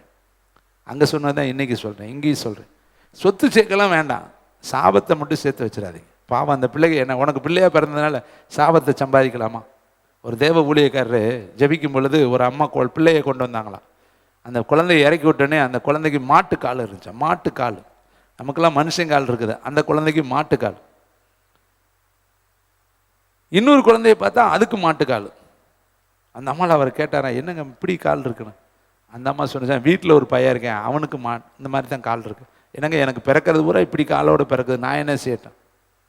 பெண்கள் என்ன பண்ணுவாங்க, இது ஆண்களுடைய வாரிசு, பெண்கள் மூலியமாய் வர்றதில்லை சாபம், ஆண்கள் மூலியமாய் தான் அந்த சாபம் வருது. இவர் ஆண்டவரிடத்தில் போய் விசாரித்தார், என்ன ஆண்டவர் இதனுடைய தன்மை என்ன, ஏன் இப்படி 3 பிள்ளைகளுக்குமே மாட்டுக்கால் இருக்கு? அப்போ கர்த்தர் அந்த சாபத்தை காண்பித்தாராம். இவங்க தாத்தா, இந்த பையனுடைய தாத்தா பெரிய மிராஸ்தர், பெரிய கோடீஸ்வரர். அந்த ஊரில் இருக்கும் பொழுது ஒரு ஏழை குடியானவனுடைய மாடு அவனுடைய வயலில் தின்றுச்சு, வயலுக்குள்ளே பூந்துருச்சு. அப்போ அந்த ஏழை குடியானவனுடைய மாட்டை அந்த மிராஸ்தர் பெரிய நில அதிபர் கொண்டு என்ன பண்ணாராம், அந்த மாட்டை அடித்து சித்திரவதைப்படுத்தினார். நீ தானே தின்ன உள்ள வயலுக்குள்ளே போன. அந்த ஏழை குடியானவன் போய் கண்ணீர் விட்டு அழுதான், ஆண்டியா விட்டுருங்க, வாயில்லாத ஜீவன் அது என்ன பண்ணோம் தெரியாது, அது உங்கள் வயலுக்குள்ளே வரணும்னு அதுக்கு தெரியாது. அதனால தான் மிருகங்களெல்லாம் நம்ம அன்பு செய்யணும். இப்போ வர்றதெல்லாம் நம்ம ஏன் விரட்டக்கூடாதுங்கிறேன்னா அதுகளுக்கு தெரியாது இல்லையா, நல்லது கெட்டது தெரியாது. அது எங்கே கிடைக்குதோ அன்பு கிடைக்குதோ அதுகளுக்கு, அது பரலோகத்துக்கும் பாதாளத்துக்கும் போகிறது கிடையாது. அதெல்லாம் அந்த ஆவி கீழே போயிடும், பூமிக்குள்ளே போயிடும். அது இருக்கிற வரையும் அன்புக்கு ஏங்கும், தடவி கொடுத்தா சொன்ன பேச்செல்லாம் கேட்கும். அதுகளை போய் நம்ம கோவப்பட்டு என்ன பண்ணுறது? அப்போ அந்த மாட்டை என்ன பண்ணாரா, இவன் அழுகிறத கெஞ்சுறதை பார்த்துட்டு உன்னையே நான் நல்ல வேதனைப்படுத்தினோம்னா உன் மாட்டை அறுக்கிறேன்டான்னு உயிரோடு அந்த மாட்டை அறுத்தாரான். அறுத்து அந்த மாடு சித்திரவதைப்படுத்தி செத்துச்சான். அப்போ அந்த ஏழை குடியான ஒன்று சொன்னான், உனக்கு பிறக்கிறதெல்லாம் மாடா தாண்டா பிறக்கும்டான்ட்டு கண்ணீர் விட்டுட்டு போனானா. அந்த ஏழை மனுஷனுடைய கண்ணீர் இந்த குடும்பத்துக்கு சாபமாக போச்சு. பிரசங்கிக்கிறது பெரிய காரியம் கிடையாது, பிரசங்கத்தின்படி நீங்கள் வாழணும் தேவனுடைய பிள்ளை கிடையாது. எத்தனை தலைமுறை விசாரிப்பார், என்ன சேர்த்து வைக்கணும்? என் பிள்ளைக்கு ஒரு 10 லட்சம் வச்சுருக்கிறீங்க, ஒரு 10 பவுன் வச்சுருக்கிறீங்க, என் பிள்ளைக்கு ஒரு ஒரு ஒரு 5 செண்டு வச்சுருக்கேன், இந்த செண்டு வேணாம் வண்டு வேணாம், ஆனால் புண்ணியத்தை சேர்த்து வையே, ஒரு ஆத்மாவை சேர்த்து வை, உன் பிள்ளைக்கு ஜெபத்தை சேர்த்து வை, உன் பிள்ளைக்கு வேத வாசிப்பை சேர்த்து வை, உன் பிள்ளைக்கு பொக்கிஷம் என்ன தெரியுமா? கிருபை தாங்க. கை தட்டுங்க பார்க்கலாம். ஆண்டவர்கிட்ட கேளு, ஆண்டவரே என் பிள்ளை மேலே கிருபை இருக்கட்டும், கிருபை இருக்கட்டும், கிருபை இருக்கட்டும், ஆசீர்வதி உன் பிள்ளைய, என் பிள்ளை வாழாகாமல் தலையாகணும், கீழாகாமல் மேலாகணும், என் பிள்ளை இந்த உலகத்தில் இப்படி வாழணும் அப்படி வாழணும் சொல்லு. அதுதாங்க கிருபை, அதுதான் நீ சேர்த்து வைக்கணும். சொத்து இல்லாட்டி பரவாயில்லைங்க, அது உலகத்துக்குரியது, கிருபை பரலோகத்துக்குரியது. கைத்தட்டி கருத்துரு என்ன சேர்த்து வைக்கணும்? தாய்மார்கள்லாம் சொல்லுங்க, இன்னையிலிருந்து என் பிள்ளைக்கு நகை வேணாம், பவுன் வேணாம், அதெல்லாம் உலகத்துக்குரியது. என் பிள்ளைக்கு கிருபை வேணும், இறக்க வேணும், தயவு வேணும், என் பிள்ளைக்கு தேவனுடைய காருண்யம் வேணும், அதை நான் சேர்த்து வைக்கணும். அதுதான். இல்லாட்டி கர்த்தர் உன்னை விசாரிப்பார், ஏப்பா நீ இதெல்லாம் சேர்த்து வச்சியே, நீ கிருபையை சேர்த்து வச்சியா? அருமையான தம்பி தங்கச்சி, கடைசியில் நான் சொல்லி முடிக்கிறேன் பாருங்க. அநேக நாட்களுக்கு பின்பு நீ என்ன செய்யப்படுவாய்? விசாரிக்கப்படுவாய். நிச்சயமாய் அநேக நாட்களுக்கு பின்பு கர்த்தர் உன்னையும் என்னையும் என்ன செய்வார் தெரியுமா? விசாரிப்பார். விசாரணை கோர்ட்டில் நீயும் நானும் நிற்கணும். எல்லாரும் ஜெபிக்கும்படி எழுந்து நிற்கலாம். தேங்க்யூ வண்டர்ஃபுல் த ஹோலி ஸ்பிரிட். எல்லாம் கண்களை மூடி பரலோகத்தை நோக்கி பார்க்கலாம். ஏசப்பா, இந்த நாளில் கர்த்தர் எங்களோடு லைவாய் பேசி இருக்கிறீர். அன்றைய வார்த்தைகள் அன்றைய என்னோட உள்ளத்துக்குள்ளே போயிருக்கிறாச்சா. வேதம் சொல்லுது, ஏற்ற காலத்தில் தேவன் உங்களை உயர்த்தும்படி அவருடைய பலத்த கரத்துக்குள்ள அடங்கியிருங்கள். அவர் உங்களை விசாரிக்கிறவரானபடியா உங்கள் கவலைகள் எல்லாம் அவர் மேல் வைத்து விடுங்கள். தெளிந்த புத்தியுள்ளவர்களாயிருங்கள். பிசாசுக்கு எதிர்த்து நில்லுங்கள். அப்பொழுது அவன் உங்களை விட்டு ஓடி போவான். நல்ல பிதாவே, இந்த சத்தத்தை கேட்குற எல்லா பேரையும் கர்த்தர் ஆசீர்வதிங்க. எல்லாரும் தெளிந்த புத்தியுள்ளவர்களாக இருக்கட்டும். பிசாசுக்கு எதிர்த்து நிற்கட்டும். தேவனுடைய ராஜ்யத்தை இந்த உலகத்தில் கட்டி தேவ ராஜ்யத்தை ஸ்தாபிக்கட்டும். மகிமை உமக்கு, இயேசு கிறிஸ்துவின் நாமத்தில் பிதாவே.